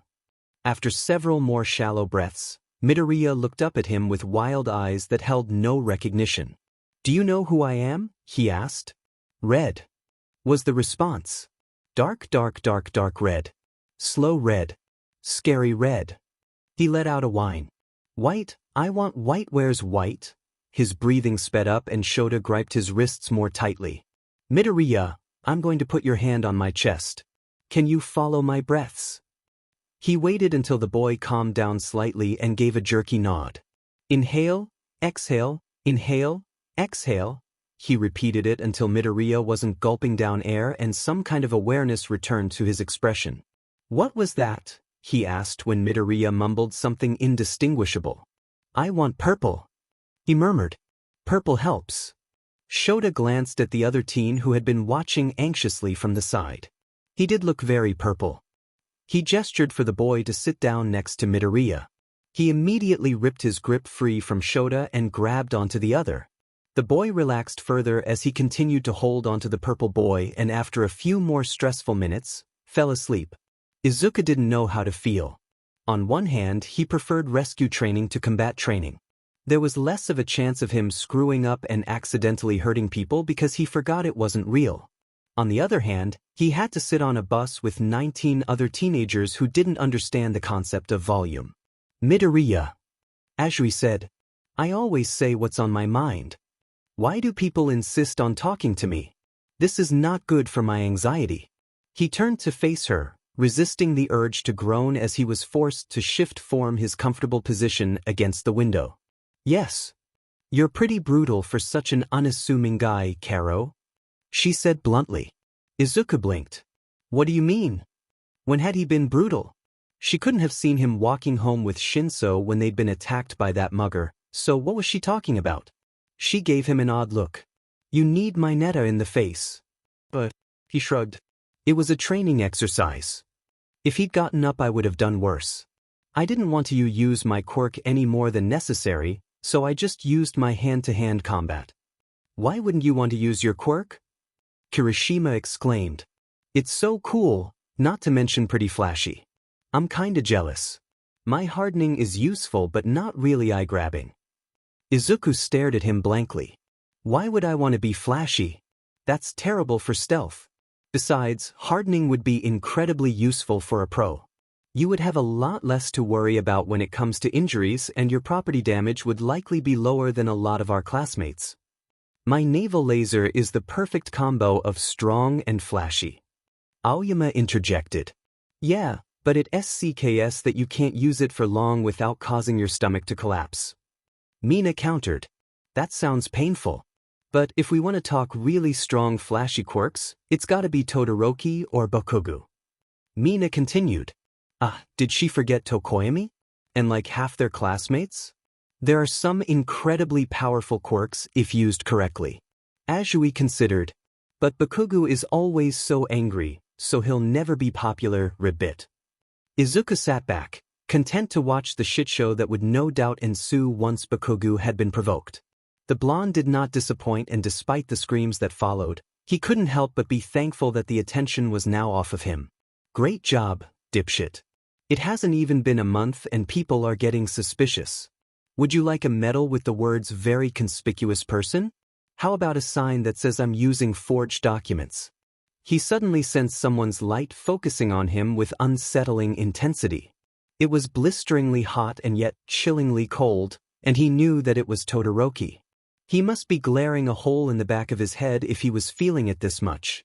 What had he ever done to him? Oh yeah, he'd critiqued him at the battle trials. But that had happened to everyone else. Did he think he didn't deserve it? Izuku nestled back into his place against the window. It wasn't his problem anyway. Hello everyone. 13 exclaimed. I was waiting for you all. Izuku had seen a lot of lights in his life, and there were several he would stare at for days if he'd been allowed. 13th's light, however, was fang weird. It was a light, and yet it was completely black and he could feel the pull of it. To allow you to train in conditions as real as possible, I designed this place to imitate many natural disasters. I named it Unforeseen Simulation Joint, USJ. Weird light or not, Izuku couldn't deny that the hero was cool, not to mention sweet. Aizawa was not. Where's All Might? He was supposed to meet us here. 13 waved Aizawa over and whispered into his ear, holding up 3 fingers. Well, that doesn't look sketchy at all. Their teacher scowled, turning back to face them when something inside Izuku hissed in warning. His quirk was strange as it was powerful, and despite the obvious advantages of being able to take quirks, one of his favorite things about it was the warning system. He could sense people's nearby by their quirk, whether they were hiding or not, and because he could feel them, he could often identify what type they were. And all of his instincts were screaming warper. Aizawa-sensei, there was something coming, something wrong. People began coming out of a large purple portal, led by a man with pale blue hair who was covered in hands. The fountain sputtered as more and more people streamed out, many wearing maniacal grins. Has the training started already? Kirishima asked, starting to walk to see what was going on. There's no countdown and all that. Don't move. Aizawa orders. Those are villains. There was a press break-in. Shinso had explained. That's why we had the evacuation. One of them used their quirk to disintegrate the gate. Izuku had thought that seemed like an awful lot of effort for an interview. Clearly thinking along the same lines, 13 let out a gasp. They're the ones responsible for the break-in yesterday. They exclaimed. The hand-covered leader surveyed them. Where is he? He asked. Don't tell me we came all this way for the symbol of peace to be absent. His head tilted and Izuku had the feeling whatever he said next would not be pleasant.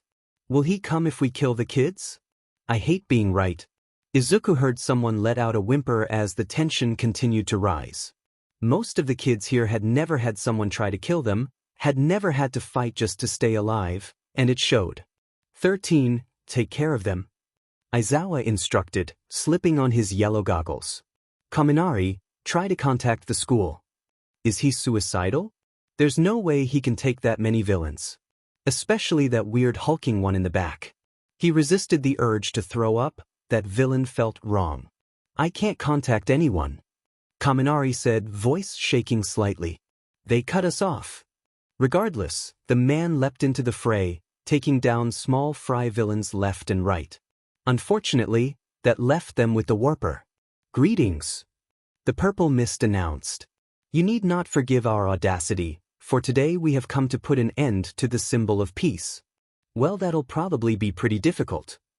It took Izuku a second to realize he had spoken aloud. He's not here, and with communications cut there's no way for him to know we're in trouble.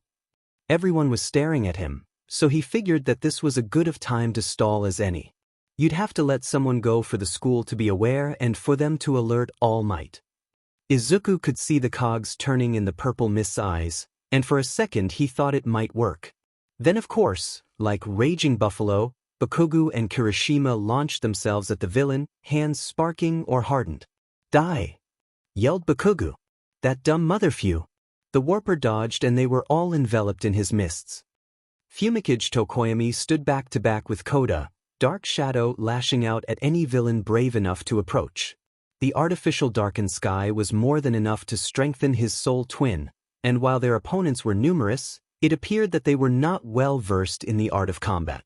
There was no animals nearby in their rainy prison, so Koda was not able to utilize his quirk. Thankfully, his comrade's large size seemed to be enough of a deterrent despite his lack of ferocity. Fumikage struggled to keep his dark partner in check as another villain lunged. May this darkness soon be lifted. He prayed. Kyuka clutched the sword Yaoyorozu had given her tightly. They were surrounded on all sides and Kaminari was practically useless. He couldn't discharge without hurting them as well.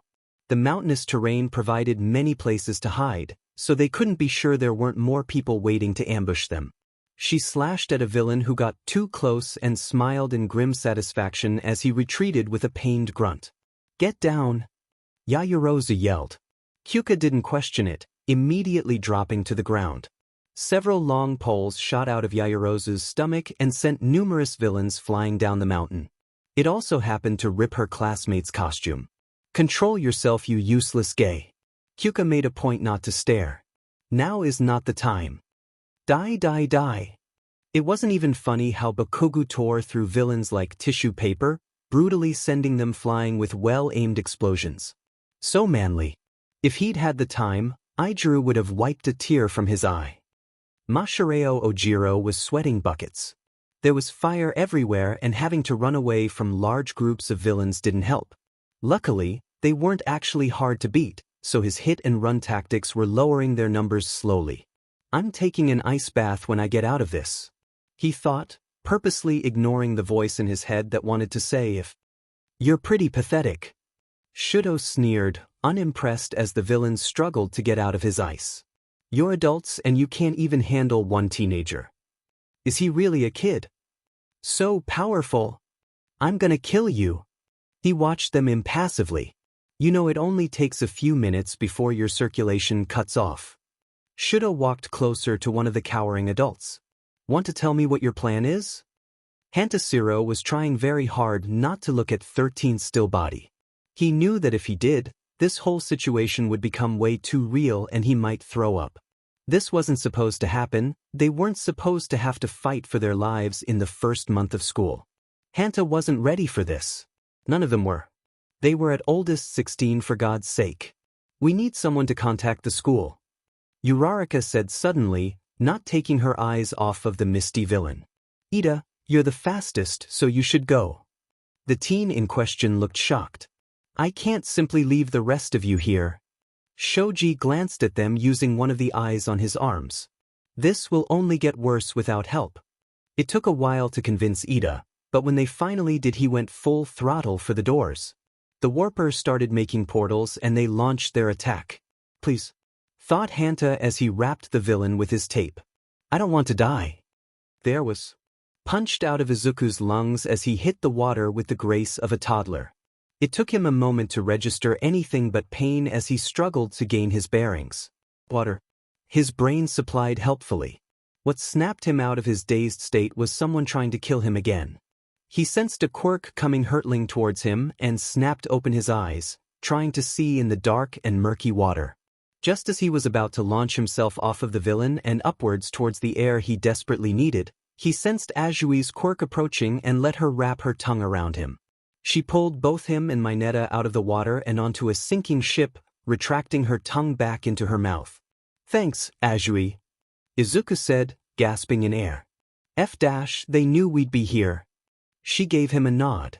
No problem, and call me Tsu. A loud wail came from her other side. We're gonna die. Mineta whimpered. He spared one look at him before turning back to Asu. They might have known the layout of the building, but they clearly don't know our quirks. He gestured to her. You have the advantage here. If they had sent Sato or Kirishima here, they would be practically useless. Not to mention they're holding off on attacking right now. They're wary, we can use that. Even if we escape from here, there'll be more villains waiting. We don't even know when or if the pros will arrive. We're doomed. Tsu pursed her lips. They're here to kill All Might, so we have to assume they have a plan for that, and that the pros might not be able to help even when they do arrive. Mineta let out another whine and Izuku resisted the urge to kick him. We don't have much of a choice. He informed them. This ship is sinking and Tsu is the only one out of us who would have a chance making it out. He could always steal a few quirks and survive that way, but they didn't know that. She regarded him. Do you have a plan? Izuku nodded. Then spill. Shota was wearing down and he knew it. There were too many to fight, even without the mutations thrown in the mix. He wasn't suited to group battles, but his preferred style of one-on-one ambushes wouldn't work here, so he was stuck. There were a lot of small fry lingering around, and those weren't his concern. What he was worried about was the two villains that hadn't moved since he'd begun an attack. The pale shaggy one and the enormous black-skinned one with an exposed brain.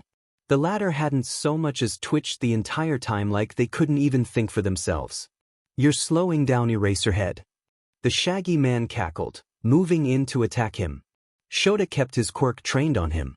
He didn't know what he was capable of, and quite frankly he didn't want to find out. Your hair drops when you stop using your quirk. When you're moving around it makes it hard to tell, but you've been doing that more often. He elbowed the man in his stomach and he caught it. 17 seconds. He had to blink and pain erupted from his elbow the moment he did, his hero costume and skin crumbling away under the other's hand. Shota reactivated his quirk and glared, punching the man before backing away and having to deal with more small fry, this time with an injury. You aren't suited to this, but you jumped right in anyway. You're a cool guy, aren't you? Unfortunately for you, I'm not the final boss. Will this fucker ever stop monologuing? Nomu, get him. One moment the large black creature was standing by the fountain, the next, right behind Shota, arm already mid-strike. Any sense of accomplishment from defeating the villains in the shipwreck zone was immediately squashed as Tsuyu saw her teacher's arm shatter like a twig. Mineta let out a whimper as he sunk himself deeper into the water. Aizawa screamed and activated his quirk on the thing holding him captive because there was no way that was a man, and it crushed his other arm and slammed his head onto the ground. She felt sick. Tamura Shigaraki, the warp villain who had scattered them all, appeared next to the leader, who was laughing like a madman. Kurojairi, he said with a nod. Is 13 dead? Please don't be dead. They have been neutralized. Kurojairi responded, and Tsuyu felt an intense wave of relief. Unfortunately, one of the heralings managed to escape. The pros shouldn't be far behind. Shigaraki growled menacingly. If I didn't need your quirk, I would kill you, Kurojairi. He began scratching his neck, mumbling low enough that she couldn't hear him anymore. We're leaving, Shigaraki announced. You hear that? Mineta said, face beginning to glow. He was hopeful that this was the end. She was too, but all her instincts were screaming otherwise. She was proved correct when the villain turned to them. Since we can't kill All Might today, some dead kids will have to do to wound his pride. He lunged, impossibly fast, and Tsuyu wouldn't be able to move fast enough. She was going to die. She was going to die. And suddenly Shigaraki was flying back. Midoriya stood with his hand extended, his hero costume dripping wet as he stared the villains down. And then he did something that Tsuyu would never forget, something that would haunt her nightmares because for a split second she couldn't decide who she was more frightened of. Midoriya smiled. Tamura pushed himself to his feet as he glared at the heroling who had dared to attack him, only to find something peculiar. Something interesting. The boy who had sent him flying was short and had clearly been in the nearby shipwreck zone. His costume was dark and ripped at the side, and he could vaguely make out that it had been green. His curly hair stuck to his face and freckles dotted his figure as he rose from his crouch. That wasn't what interested him, however. No, that would be the boy's smile. It showed every one of his teeth and had a cruel edge to it. Now that on its own would have been enough to pique his interest, but what made this so sweet was the look in his eyes. They were utterly cold. No fear, no hesitation, not even an ounce of regret or pain. Just an ice so intense Tamura could feel it from where he stood. The boy didn't speak, choosing instead to walk towards them plaza. He didn't even spare a glance to his injured teacher. He felt giddy. Oh, what do we have here? Tamura let his own manic grin slip. You aren't like those other heralings, are you? No, you're something much worse. Something akin to amusement tainted those cold eyes. You have no idea. Now this was what Tamura wanted. Someone just as unapologetic about the monster that thrived within them. You could have broken my neck with that blow, he said, testing the waters. The grin sharpened. If only I was so lucky. I like you. Tamura cackled. Enough to leave? Annoyance quickly replaced his amusement. No, we're not leaving until we've broken the symbol of peace's pride. The boy looked around. He's still not here. We shouldn't waste our time. Kurogyari interrupted. The heroes will be here soon. Shut up, he snapped. I'm going to kill these kids. Stay out of this, Kurogyari. Tamura turned to the Nomu, a grin on his face. Grab him. It obeyed. It was only thanks to several quirks that Izuku survived. When that Nomu thing lunged at him, it had taken all his speed and reaction quirks to just barely dodge a fatal hit. Even the glancing blow that had connected hurt like a beach. He wasn't so lucky the second time when it continued its assault and claimed both hands around his torso and trapped his arms down, squeezing hard enough that he saw black spots. The only thing that kept him conscious was the feeling or wrongness that emanated from the beast. He now recognized why it bothered him so much. It had several quirks stuffed into one body that couldn't handle that many. Izuku's arms were useless, but unlike his father who had needed physical contact to take quirks, his was a mix of his mother's and father's, making it so that he could take them without touch as long as he was within 10 feet. The Nomu definitely qualified. He fought through his nausea as he began pulling one of the quirks towards him. It was tangled with the others and was a tenuous process, but eventually he was able to identify it as shock absorption. See that power? The madman asked. It was made to defeat All Might, so it can definitely handle a brat like you. Izuku began pulling another. It was easier this time and he could tell much sooner that it was a speed quirk. Another for the collection. He thought grimly. Crush him, Nomu. Yeah, time to not be here. Ignoring the pain in his ribs, he raised his legs and kicked the Nomu in the face and propelled himself away. He hit the ground hard but managed to turn it into a roll and get to his feet. You're a real Bisidi, you know that? Izuku wiped the blood off his mouth. He glanced at Aizawa's bloody body and resisted the urge to sigh in relief when he saw the man's light still glowing strongly. He was in no danger of dying. A large explosion went off behind him and Bakugu was launched towards Kurogyari. He was able to get the jump on the villain, on account of Kurogyari's focus on Shigaraki's fight. Kirishima came charging in to support him, but it wasn't actually necessary. You move 1 inch and I'll blow you to kingdom come. Bakugo screamed. I knew you had a effing body in there somewhere. Kirishima let out a nervous laugh as he stood protectively in front of Bakugo, probably realizing that while holding Kurogyari hostage he wouldn't be able to defend himself. Shigaraki looked enraged and confused. How did you dash? He let out a frustrated scream and lunged for Izuku. He pulled one of the many knives on his person out of a pocket and spun on his heel, letting Shigaraki go past him as he left a long cut along his outstretched arm. You worm! The villain screeched, turning around to come swiping at him again. The cut didn't seem to be slowing him down as he began the deadliest game of tag he'd ever played. Shigaraki's quirk was no doubt powerful and dangerous, but it only seemed to work when all 5 fingers were touching something like Uraraka's. That made his hands very deadly weapons, but it also meant he didn't rely on his legs as much. He dropped low and kicked the side of Shigaraki's knee, activating his only 2 strength quirks. A pained scream echoed through the plaza.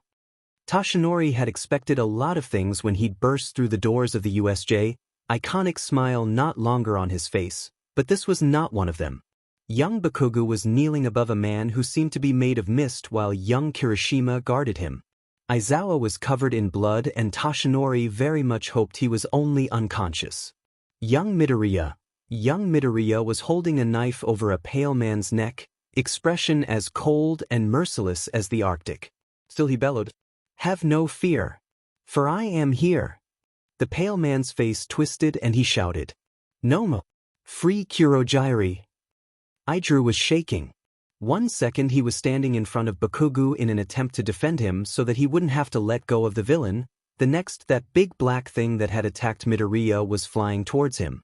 It happened so fast he knew there was nothing he would be able to do to stop it. In the face of overwhelming power, he was helpless. Luckily, their side had overwhelming power too. All Might planted himself in front of them, locking the creature in combat, the two now straining against each other. He heard Bakugo swear behind him and turned to see the mist villain free. He must have loosened his hold during the Nomu's attack, allowing the other a chance to escape. "You need to get out of here." All Might called out to them. "I have this handled." Except he clearly didn't. While All Might was just the slightest bit faster than his opponent, they were of equal strength, and every time they connected a shockwave ripped through the plaza. The freed warper opened a portal right under Midoriya, forcing him to release the hand dude or be as-Izuku into it. Midoriya darted away on light feet, his chillingly cold expression remaining. He held his knife in a defensive position and moved to avoid the ice Todoroki. Where had he come from?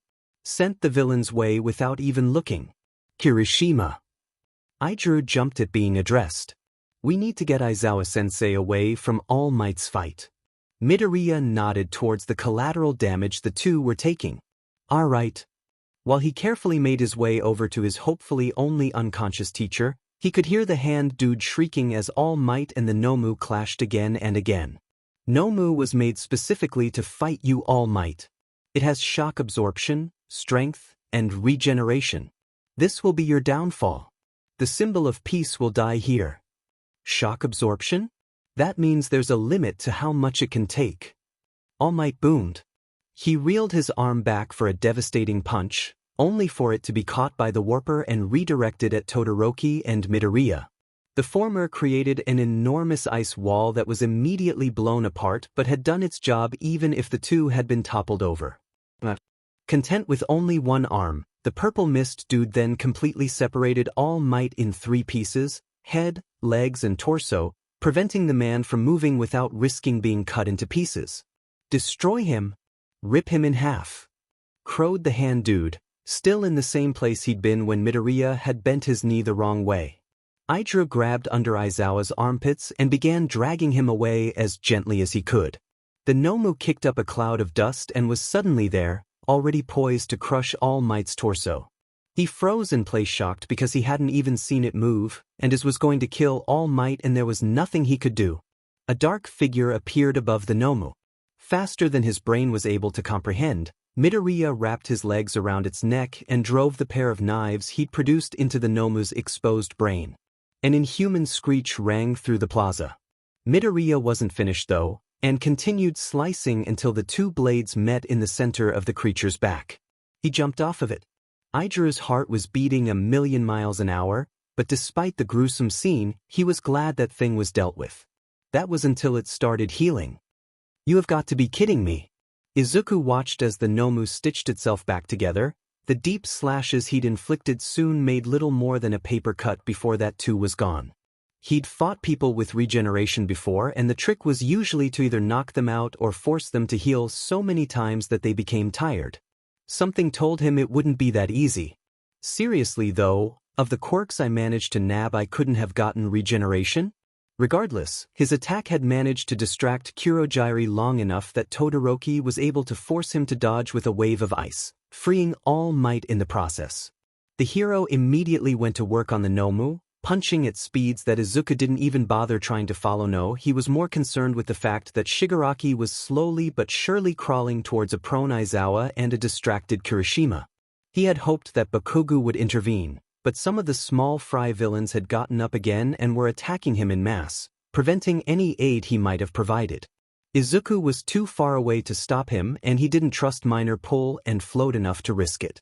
He did his best to hide that he was much better at pushing things outward with force push than he was at pulling things to himself on account of the baseline strength of both quirks.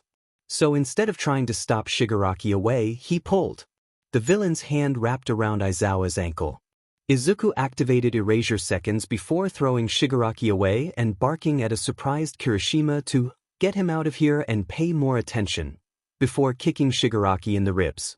Go beyond, plus ultra. The Nomu flew through the roof of the Uday as the symbol of peace stood confidently before the remaining villains. Come get me, he shouted, but Izuku saw something curious. All Might was shaking. Not only that, but his light was wavering between its regular overwhelming intensity and the power of a single match.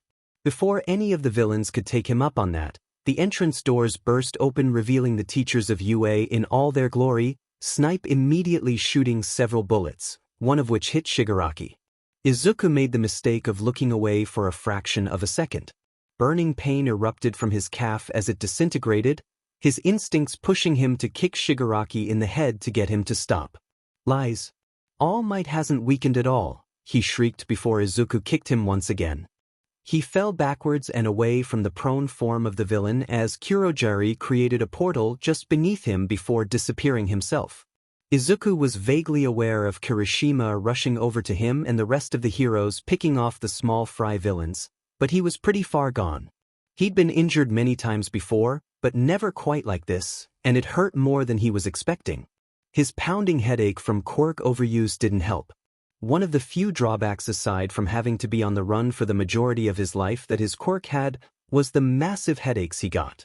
They never came when he was using them, but the second he stopped it would come all at once and was a pain. Literally. He sensed All Might's light settling down to that soft candlelight and tried to turn around only for his stomach to roll violently as his head flared. That's not a good idea. Are you okay, Midoriya? He heard Kirishima ask, kneeling down next to him. Izuku blinked owlishly. I think I'm gonna pass out. And he did. Kigo Takami Hawks perched on top of a building, letting the cool air ruffle through his wings as his sharp eyes darted around the city. Normally he would be on the ground, talking with civilians and keeping up the persona the Hero Safety Commission demanded he wear, but today he needed to get away from all the bustle and flashing cameras. Hawks considered himself a talented actor, but even he had his limits when it came to holding that fake smile for so long. It wasn't like he was missing much. His feathers were as spread out as they always were, taking in enough information to overwhelm a lesser man. Hawks had long ago learned what to dismiss and what to pay attention to, and at the moment everything was peaceful. Too peaceful. There had been a decrease in crime recently, and while someone more optimistic would take it as a sign that the presence of heroes was helping the decline, Hawks knew better. After all, hope was a luxury only fools could afford. The world came to Izuku in pieces. First was his quirk, immediately reaching out to sense anyone nearby, coming up with only a few mild lights that weren't close enough to be a threat. There was a quiet hum reverberating around the room, and when he finally mustered enough strength to open his eyes, he was met with a plain white ceiling.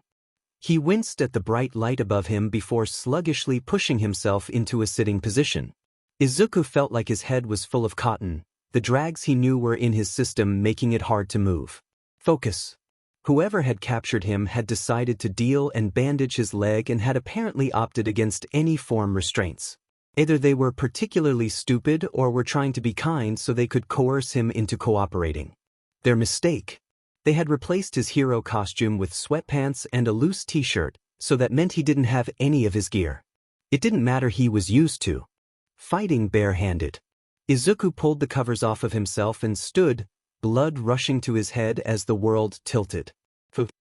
He gripped the bed frame and staggered over to a small sink with a mirror above it. He wasn't interested in how he looked, he was well aware it was probably like sheet. What he wanted was the shards. Well, the soon-to-be shards. Forcing himself to activate a strength quirk along with his newly acquired durability to avoid further injury, he rapped the mirror forcefully, causing it to shatter. He cringed at the noise but relaxed slightly when no one came running. If they had cameras monitoring him, someone would have likely already come to check on him. As he was picking up a few of the larger pieces, he sensed someone getting closer and silently hid behind the door. It opened and a short woman with bright blue hair stepped inside. Her light wasn't alert or aggressive, and she was probably some form of medic by the look of her uniform. Not a fighter. That was why it was easy, even in his drugged stupor, to slip behind her and put her in a choke hold long enough for her to pass out. Less easy was dragging her into the closet and cutting the bedsheets into bindings, but you work with what you've got. Weapon in hand, he pushed open the door and began staggering his way down the hallway. He had to pause every few steps or he would pass out, so it was slow going. 15 feet to the window. Several lights were rapidly approaching from the stairwell. There weren't any doors close enough to duck into. 12 feet. 2 lights coming from behind him. 10 feet. They were in sight now, 2 men and a woman coming from his right and 2 men from behind. 5 feet. He tried to activate any of his quirks, but the drags in his system only allowed his to faintly grasp them, and his nausea increased with his efforts. 2 feet. The woman was saying something, her brow furrowed as the dark-haired man stepped forward. The yellow man's light and the woman's felt familiar for some reason, but it didn't matter. He needed to get out. One of the 2 men from behind grasped his shoulder and instinct took over from there. Izuku rammed his elbow into the man's nose before quickly throwing him over his shoulder and onto the ground. He threw the glass shard at the dark-haired man who'd stepped forward before turning to the window. 0 feet. His palm struck the window and he forced himself to activate fracture and both of his strength quirks. The glass cracked heavily but didn't break. He wound up for another hit but ultimately was forced away. The woman was emitting some sort of purple gas and he did not want to find out what it did. The world was becoming blurrier with every passing moment, but he couldn't stop now, couldn't die here, couldn't be captured again, and he would bring this building down before he was. He threw his other glass shard at the woman, using as much of force push as he could in his condition. The world went black before he found out if his aim had been true. Nemuri stared at Midoriya's unconscious body, his relaxed expression a sharp contrast to the near-feral-like snarl it had previously donned. There had been no recognition nor hesitation in his movements, and she knew he'd been aiming to maim. A stream of swears brought her attention to Tensei. Motherfucker! He cursed. He had been the one to intercept the glass shards Midoriya had sent flying at the 2 of them with a well-timed deflection, but had still gotten cut in the process. What the hell was that? Hizashi pulled the injured doctor to his feet, the man clutching his probably broken nose. If I had to guess, I'd say he wanted to leave. No sheet. Nemuri sniped. The uninjured doctor cleared his throat. If I may offer some insight, Hizashi gestured for him to continue. As you are aware, this hospital specializes in injuries for heroes and other law enforcement branches. It's not unusual for some of them to be jumpy, so to speak, after waking up. I believe he was one of the students from the USJ attack, correct? Nemuri nodded. Well, then it is possible that under the influence of the painkillers and sedatives he panicked and still thought he was with the villains. He glanced at the Midoriya's prone form and winced. Speaking of which, would you mind helping me get him back to his room? I've already alerted some of the other staff, but the sooner we hook him back on the floor the better. Hizashi bent down and scooped the limp body into his arms, following the doctor into one of the side rooms without another word as the doctor with the broken nose murmured quietly into a walkie-talkie. He guided them into a side room as a nurse appeared and began tending to Tensei's cuts. "He in any of your classes?" Tensei asked. Nomura nodded. "His name is Izuku Midoriya. Never causes any trouble and keeps to himself for the most part. Pretty sure he's bored out of his mind half the time in class though." Tensei stared at her in disbelief. "With Yue's workload? The kid's smart, what can I say?" They thanked the doctor and began making their way towards Aizawa's room. What I'm more concerned about is the way he reacted. While it's true that he might have just been confused, that's a very extreme reaction for a kid. That does seem concerning. I can't imagine Tenya acting like that, and he was in the same attack. Nomura recalled the icy determination in Midoriya's acidic green eyes. "We'll keep an eye on him." It was hours after Nomura and Tensei had left, the former needed for a press conference about this shitshow. Normally Hisashi would join her, but Nizu had taken one look at the blonde and released him from his duties until Shoto woke up. Which he still hadn't. This was far from the first time one of them had been injured. It came with the territory of being a pro-hero after all, but it never got any easier. What little skin could be seen on Shoto was deathly pale, his husband's chest raising and falling far too slowly for comfort. He needed a break. Quietly shutting the hospital room door, Hisashi made his way to the vending machine. Considering this was a hospital exclusively for law enforcement members, it was filled with things ranging from protein bars to energy drinks to gummy bears. Collecting his chocolate bar, he nearly stumbles when he sees a purple-haired teen curled up behind the machine. His arms were tightly clutching his legs to his chest, and there was a definite note of anxiety in the boy's eyes. Probably visiting someone. Hisashi deducted, but it didn't explain why he looked 5 seconds. From a panic attack. "Hey, little listener." The purple teen jolted violently. "Are you all right?" Wary eyes followed his movements closely. "They're not letting me see my friend," he said eventually. "They said he's too dangerous for visitors." "Who's your friend?" There was probably more than one person submitted to the hospital that had had a negative reaction recently. "Izuku Midoriya." Or not. He was caught up in the USJ attack and he was injured badly enough that he's been here for 2 days and they won't let me see him. There was a slight snarl to his words and his already pale skin was further whitened as his fingers pressed against each other.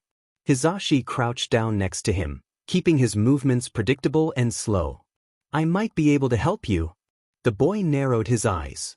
"You're not a doctor." It wasn't a question. "No," he agreed.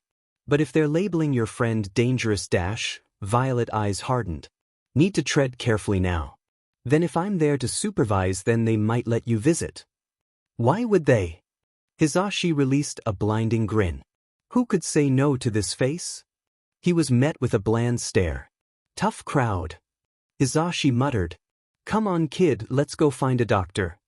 The lanky teen slowly got to his feet, his tall frame stretching out like a cat. It reminded him painfully of Shota, the kid's eyebags not helping the similarities. He might as well have been a younger purple version of him with those observant eyes flickering around, wary in a way no kid his age should be. Getting permission was easier than Hisashi thought it would be. They still had Midoriya under sedation. Apparently the second time he'd been awoken hadn't gone much better, so with a pro-hero watching the unconscious boy the hospital allowed it. The purple teen, which he now knew as Shinso, had been borderline harassing the staff to let him in, and when he had been refused, had resigned himself to stalking the hallways. "How do you know Midoriya?" Hisashi asked in an attempt to make conversation. They were nearly to the aforementioned boy's room at this point, and Shinso hadn't said anything since introducing himself. Hitoshi's shoulders stiffened slightly. "We live close and go to the same school." Hisashi brightened. "You got to UA as well?" "Yeah." "What class?" he inquired. Shinso's expression shut down. 1C, he practically spat. "I'm in general studies." "Ah, probably tried to get into the hero course. It's nice to have someone you know at a new school. Were you guys childhood friends?" Hisashi resisted the urge to grin as Hitoshi relaxed minutely. "Nah, we met only recently. He only moved in a little while ago." They reached Midoriya's room and Hisashi paused before opening it. "Are you ready?" Hitoshi took a deep breath. "The doctors told me that he had never been in danger of dying, and that he'll make a full recovery. But you're frightened that if you open that door it won't be true." Hisashi understood on a painful level. Shinso visibly steeled himself. He survived a villain attack. "I can open a door." He still didn't move. "It's not a competition," Hisashi said gently. Hitoshi released a shuddering breath as his hand shot out like a viper and quickly turned the knob before gently pushing the door. The room is one reserved for dangerous patients, and it showed. There wasn't a window or anything that could be easily broken or turned into a weapon. The hospital bed was built to accommodate the restraints that were locked around Midoriya's wrists and ankles, and even the 4 in his arm was sturdily built. Shinso slowly made his way towards that bed, hands shaking lightly as watched the unconscious boy. Hisashi remained at the entrance, unwilling to break the moment. "Alive." Hitoshi released a shaky breath. "Alive." He reached towards Midoriya before snatching his hand back and glancing at him sheepishly. Hisashi restrained a grin. "Puppy love was so cute. Do you know how long it'll be until he's discharged?" Shinso shook his head. "They wouldn't tell me. The only reason they even let me in was because of my UA student card. I'm sure he'll be up and at M in no time." Hisashi reassured him, glancing at the aforementioned boy, and found 2 acidic green eyes staring back. There were people in his cell. They had clearly learned from his first escape attempt, and had moved him to a much more fortified room. The drags were still messing with his head and his arms and legs were restrained, leaving him options for escape. "Oh, thank God." The purple-haired boy practically deflated with relief. He was lean and his stance showed a lack of preparedness and training. Hopefully it wasn't an act. Why do their lights seem familiar? The blond man felt much more dangerous. Though he smiled brightly asking, "How ya feeling, little listener?" Every instinct in Izuku's body screamed that he was a threat. His light was a bright yellow that ebbed and flowed like a wave, inconspicuous one moment but overwhelming the next. His posture was casual, but the type of casual those with enough power gained after enough battles won, enough blood shed, and enough pain endured. He'd be the one to watch. Something was nagging him in the back of his mind. Why didn't he feel under threat? Why was he so relaxed? Why did he feel like he knew them? "I can't believe you," the boy said with a tone somewhere between worried and exasperated. "You just had to get caught up in a villain attack." When had he been in a villain attack? Weren't they villains? Were they attempting some sort of reverse psychology on him? Remember. Are you okay?" "I haven't been okay for years." The blonde came closer. Izuku met his gaze and began to pull. Remember. The man's light was heavy in the way powerful quirks were. His muddled brain could make out that it had to do with sound, but not much else. He was so focused on the blonde that he didn't realize the purple teen had bent over to hug him. "I'm so glad you're alive." Remember. Naomasa Tsukachi needed a coffee. His sister would disagree because it would be his 5th one, but after interviewing several dozen villains and traumatized teenagers, he figured he deserved it. He even talked to Aizawa, and that man had only just woken up from a medically induced coma. Thankfully for his sanity, or what was left of it, he only had one person left, and he was both dreading and looking forward to it. He'd been subjected to many interesting stories about the boy, from villains and hero students alike, but he was a detective, and it was his job to be impartial. So Naomasa ignored the memories of frightful criminals and weary teenagers, and stepped into the hospital room. Izuku Midoriya was not what he expected. Lean, with a smattering of freckles and a face young enough to pass as much younger than he was, the teen was plain enough that most people wouldn't give him a second look. Naomasa knew he was throwing stones in a glass house on that front, but it didn't make it any less true. "Are you Izuku Midoriya?" he asked, more of a formality than anything. The teen quirked a tired smile. "That's me. But only years on the police force and hours upon hours or interrogations prevented Naomasa from reacting. So close to peace." He lamented. Naomasa gave a practiced smile. I'm Detective Naomasa Tsukachi and I'm here to talk to you about the USJ attack. I figured. Naomasa took out his pen and notepad. Let's start at the beginning, shall we? For someone who was apparently lying about his name, Midoriya was a very honest witness. Everything he said lined up with the other witnesses, to the point where Naomasa was beginning to wonder if he'd imagined his quirk going off. But no, helpful as the Midoriya speculations about Shigaraki were, it wasn't long after he described his engagement with the Nomu did he lie once more. He said it had multiple quirks, Midoriya said, a faintly disturbed look momentarily crossing his expression. That's why it was able to go toe-to-toe with All Might for so long. He was pretty convinced that All Might was supposed to be weakened as well. Naomasa fought off a sigh. His idiotic friend was not doing himself any favors with his reckless behavior. Toshinori could have easily grabbed a few of UA's teachers instead of rushing off by himself, but no, the oaf had gone alone and shortened his hero time even further. While All Might was fighting it, Shigaraki crawled over to Aizawa-sensei and Kirishima to try to finish the job? A sharp exhale. Anyway, he didn't manage to disintegrate him any more than he already had. Do you know why? You said he had a 5-point activation quirk, correct? Knowing if it activated on will or with anything he touched would be essential knowledge if the man was captured. No idea. But Naomasa refused to stutter in his writing. I got distracted by the rest of the teachers arriving and Shigaraki grabbed my calf. A half-hearted gesture to his leg. And then I passed out. According to Cementos, he'd been very close to Toshinori right before he'd reverted to his skinny form. Better safe than sorry. Did you notice anything else before that? Nope. But this was going to be a mess. Naomasa smiled blandly. Just a few more routine questions for those involved in incidents like these. Please don't get offended.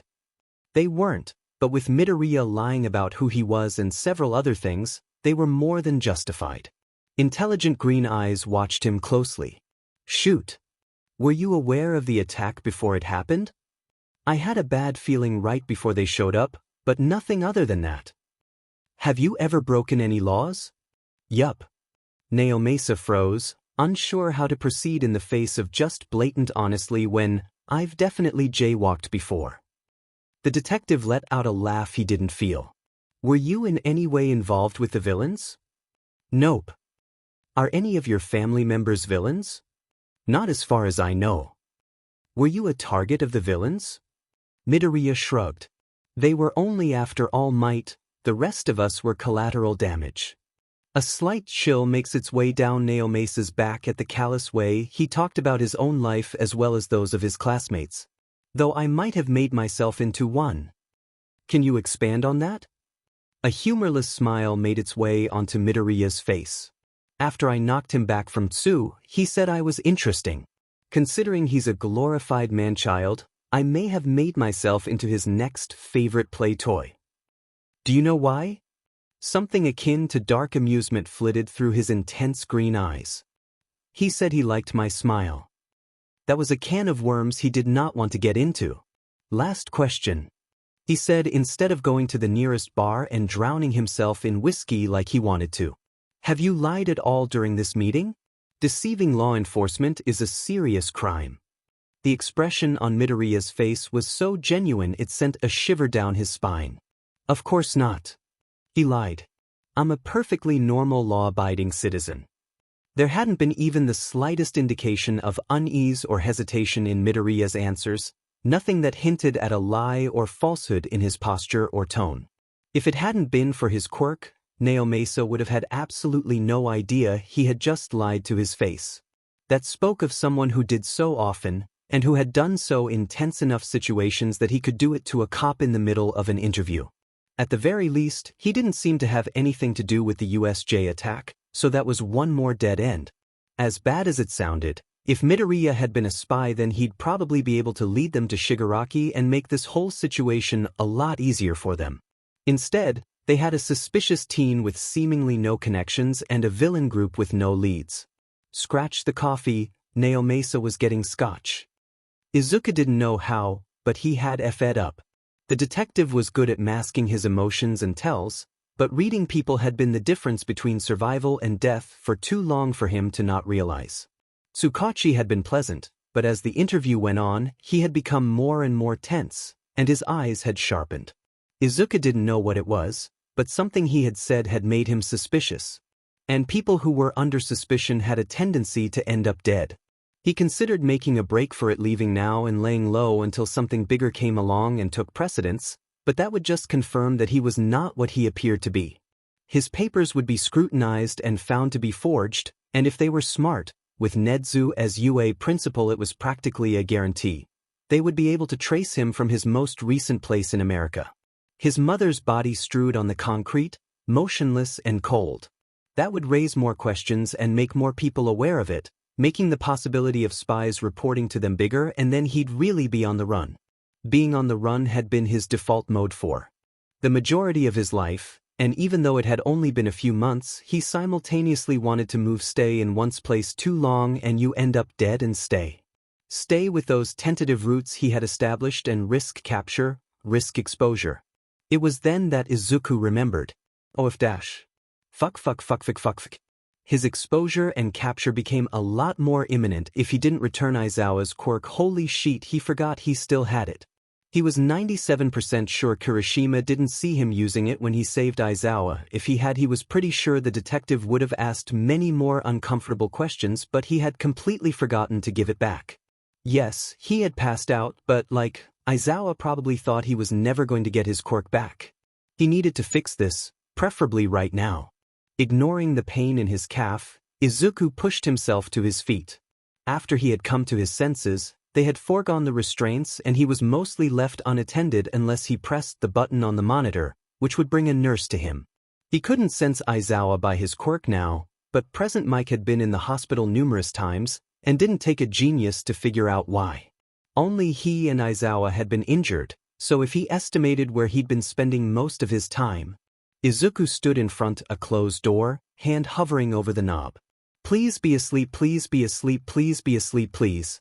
Two dark eyes darted towards him as he stepped into the room. Hi, Aizawa-sensei. His smile was more of a grimace. Aizawa looked like sheet. One side of his face was heavily bandaged and he had an arm in a cast. It was hard not to replay the scene of Aizawa's broken body in his mind, but he did his best. Midoriya. He sounded even more exhausted than usual. Aren't you supposed to be resting? Izuku let the door close behind him, thankful that Present Mike wasn't here. That would make things a lot more complicated. Unlike when he took a quirk, which he could do from a short distance, giving one back required skin contact.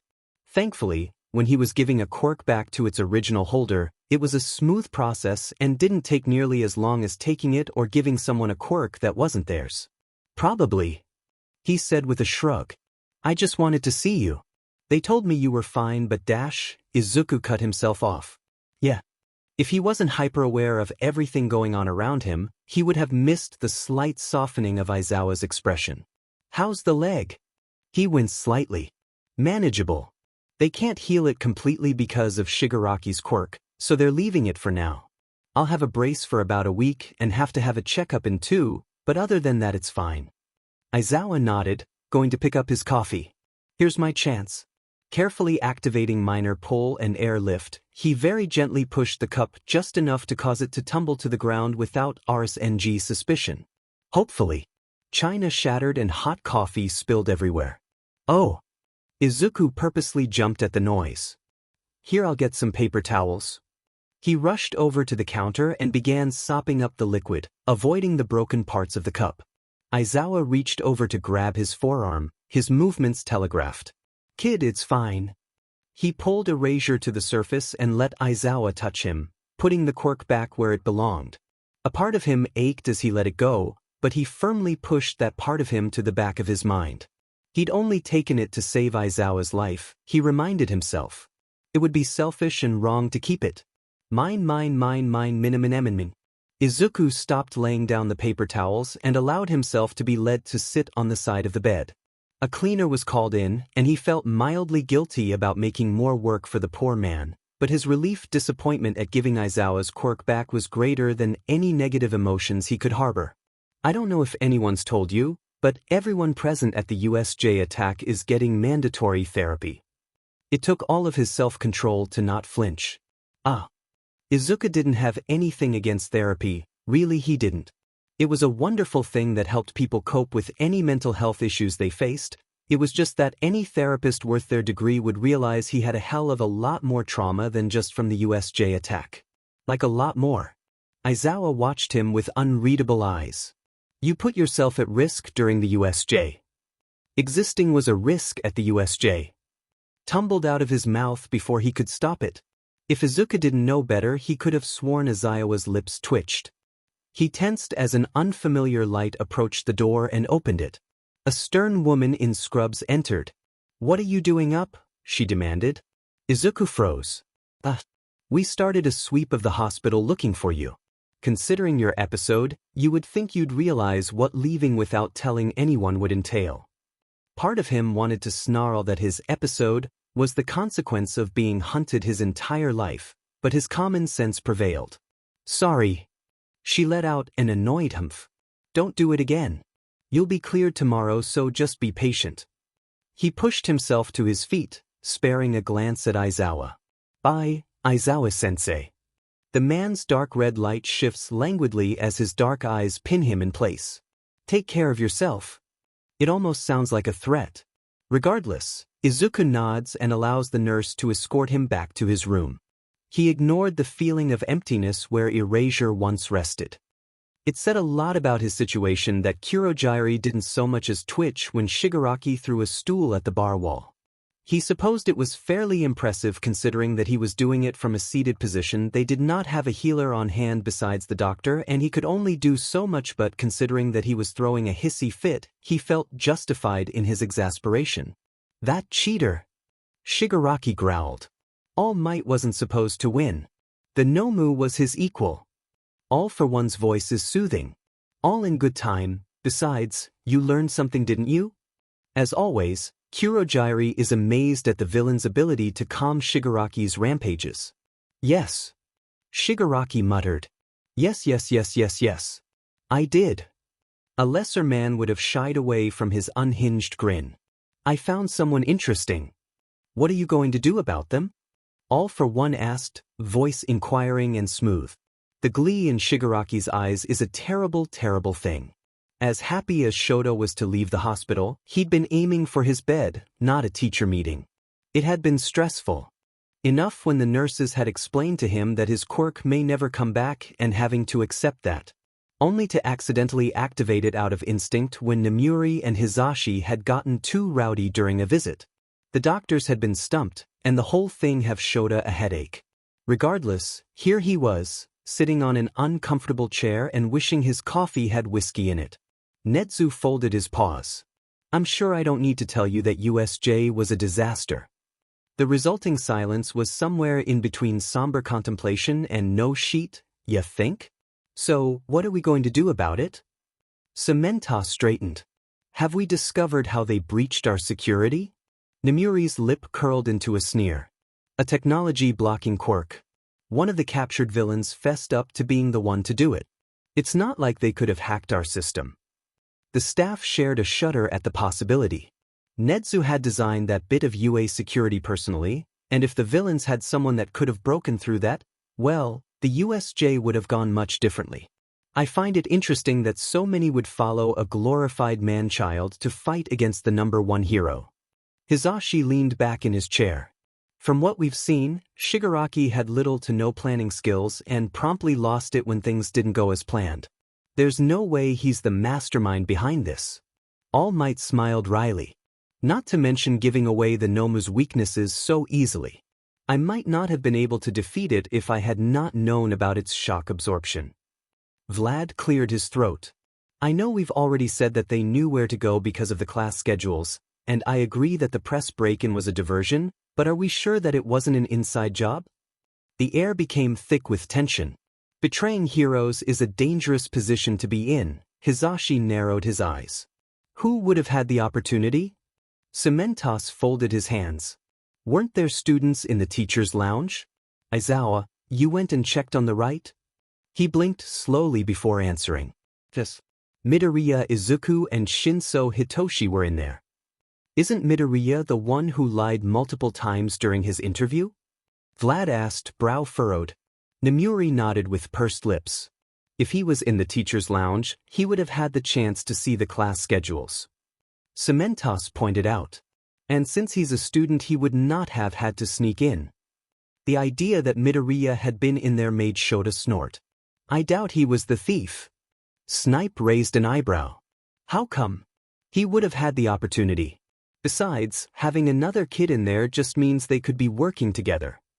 I doubt he was the thief because when I found them in the staff room, Midoriya was in the middle of a severe panic attack, and the only reason he wasn't hyperventilating was because Shinso had placed him under his quirk to stop him from fainting. He deadpanned. There was an uncomfortable silence. Shota continued. And in case any of you are thinking that he could be faking it, he was also likely dissociating, because he referred to myself as dark red and Shinso as purple. Is it possible Shinso is manipulating Midoriya? Vlad asked. His quirk is brainwashing, so it is possible that Wow, Vlad, that's some nice quirk bias you're showing there. Hisashi interrupted, his grin sharp. Regardless, I find that unlikely.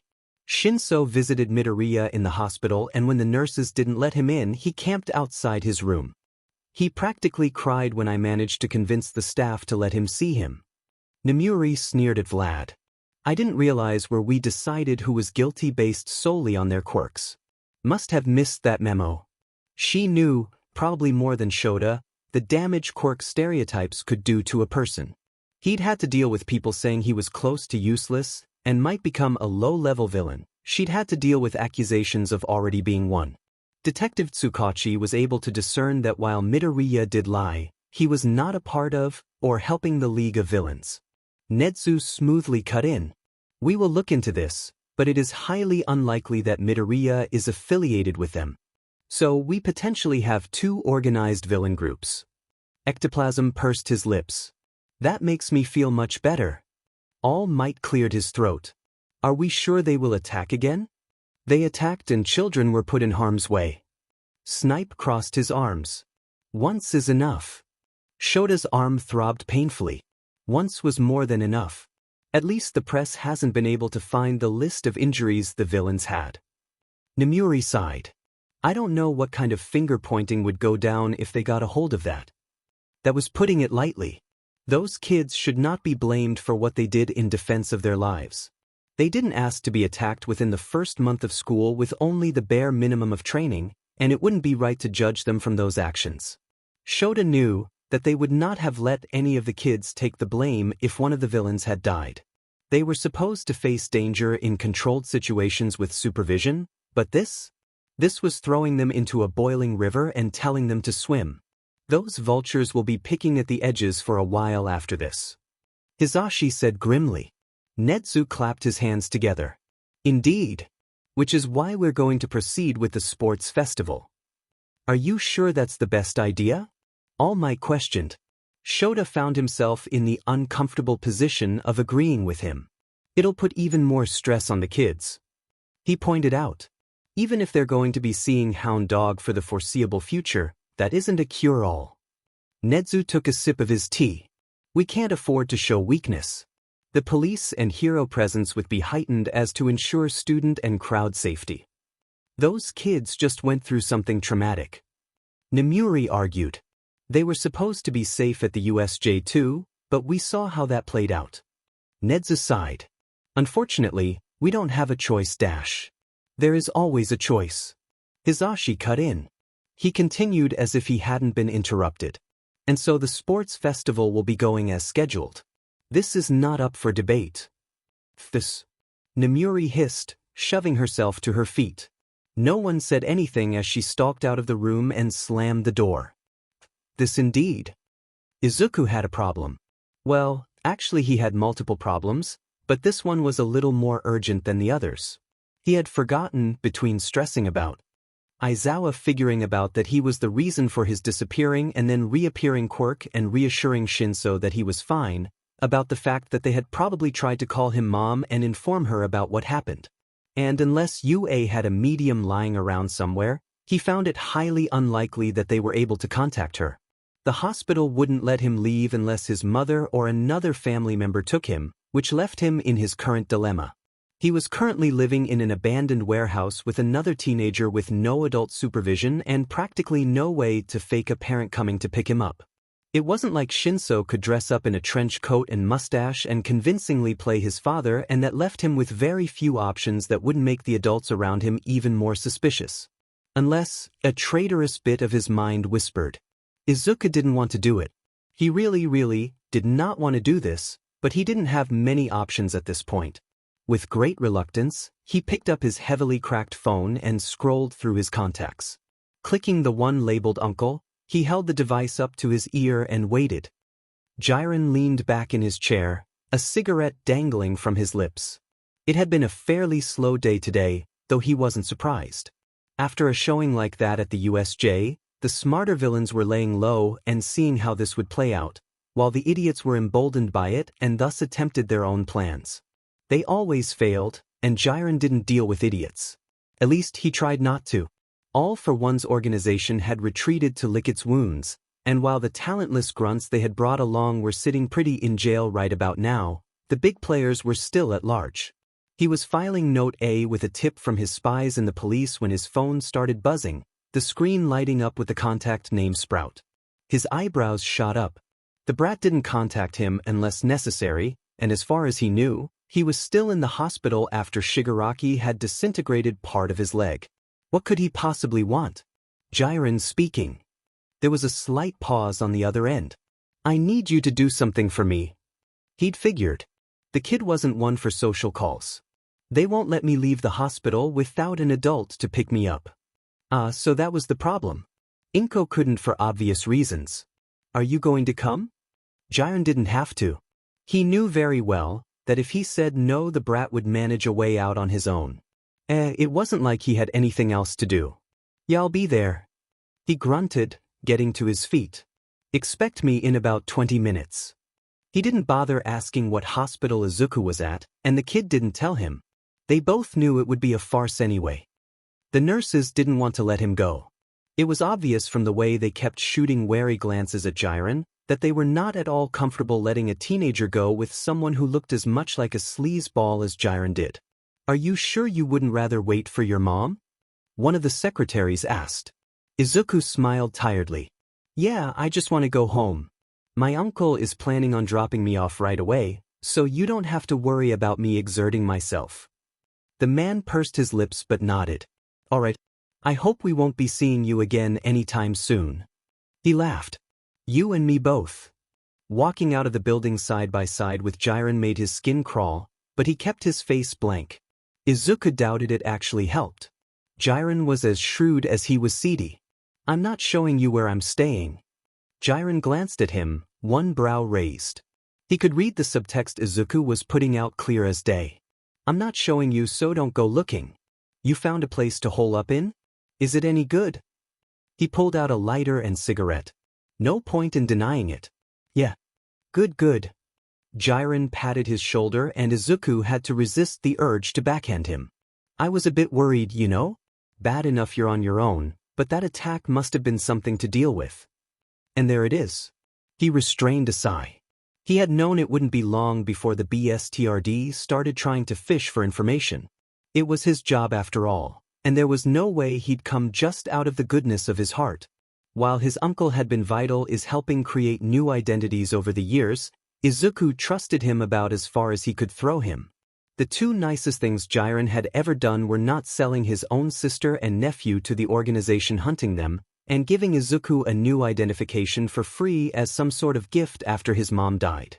He smiled, exposing his teeth. I managed just fine. It's not like anyone could have seen this coming. It's not like I have a living relative who has several contacts in the underworld and who probably knew about, in at least some capacity, what was going to happen, right? The brat had bite if nothing else. Jiren didn't respond to the veiled jab, deciding it would be more trouble than it was worth to argue with the kid. He may be related, but he didn't give information out for free, even to family. Even Inko had paid for her sheet, even if it had been at a reduced price. Jiren could see her influence practically pouring off of the boy, obvious to anyone who had really known her. It was more than just the coloring though that certainly didn't hurt. It was the way he smiled sweetly with eyes that promised death, the way he looked so innocent and defenseless until you realized, far too late, that he was not. It was the cunning that lurked under the surface and cut like a knife. He had always thought that their family's intelligence must have come from their mother, since the deadbeat who'd created him had promptly F'd off, and God knows Inko's father couldn't tie his shoes without help. Even now, years after her death, Jiren could see her dangerous half-smile when someone came knocking at their door and looking for trouble. Despite being nearly a decade older than Inko and having different fathers, they'd always got along fairly well. She'd been a spitfire, and even when their careers diverged in completely different directions, they'd kept in contact. He's been fond enough of her that he'd played ignorant to her whereabouts when dangerous people came looking, even if it had made his reputation take a blow. Jiren wasn't nearly as fond of her brat, but Izuku was the only thing remaining of his kid sister, so he allowed himself to be sentimental. Izuku suddenly stopped, turning to face him. "This is far enough." Jiren didn't blame the brat in the slightest for wanting to keep his location a secret. One of the things that kept him employed was information, and the more common the information, the less valuable. Flicking his cigar on the ground, he gave a half grin. "You know where to find me. Don't get yourself killed. Inko would never forgive me if you died." A barely noticeable twitch made its way across Izuku's expression before the boy grinned. It was filled with teeth and pain and death and a bone-deep exhaustion born of a life of running and fighting. His laugh was grating and cold. "Don't worry, it'll take far more than that to kill me. Worry about yourself. You never know when someone like yourself will find himself in the crosshairs of a war." Izuku began backing away, his expression mocking as he took a bite out of an apple he'd pulled from Lord knows where. With one last wave, he vanished into the crowd like he'd never been there at all. Jiren laughed. "That kid will go far. And God help anyone who tries to stop him." "Midoriya." Izuku's hands twitched as Uraraka rushed towards him, getting much too close for comfort. He was still on edge from the USJ and seeing Jiren again, not to mention Shinso had almost gotten fired from his job for not showing up when he was visiting him. He was grateful his friend had cared enough to take the risk, but they needed all the income they could get. "Hey," Izuku said tiredly. "We didn't see you at all after you got taken away by the ambulance. We have to exchange phone numbers." As if summoned by the noise, Ida also rose from his seat. "Uraraka. It is disrespectful to yell in a classroom setting." Izuku blinked. "You're even louder than her." While Ida sputtered for a response, Uraraka practically shoved her phone at him. "Put your number in," she ordered. There was basically no point in doing so, seeing as his was a burner and Izuku would never be stupid enough to have something that could be used to track him, but, well, it would be weird if he didn't. It wasn't like he had a good non-suspicious excuse. Something told him saying "sorry I can't. I've got to keep the International Criminal Organization off my back" wouldn't go over well. Obediently typing his temporary number in, Izuku made his way to his seat, waving off his classmates' concerns over the brace on his leg. "The doctors say I'll heal with no complications." That seemed to assuage the majority of them, and those who were undeterred soon had to sit down anyway as Aizawa entered the room. He still had his arm in a cast, but the bandages on his face had been removed, revealing a new jagged scar across his cheek. He looked tired, but that was nothing new. "Quiet down." The room went silent almost instantly. In light of what happened at the USJ, everyone who was present is getting mandatory therapy from Hound Dog. Bakugu scoffed. "I ain't some weakest beach who needs T-dash." Aizawa's glare cut him off, red eyes flashing. "Looks like he knows his quirk is back. There is no weakness in seeing a therapist. There is no weakness in admitting you need help. You all went through something traumatic and there is no shame in being affected by that." He met each of their gazes, lingering on Izuku just a millisecond longer. "You'll get an email telling you your appointment times. If you miss an appointment without a legitimate reason or warning, then you will get a warning. Do it up to 3 times and you may be removed from the hero course."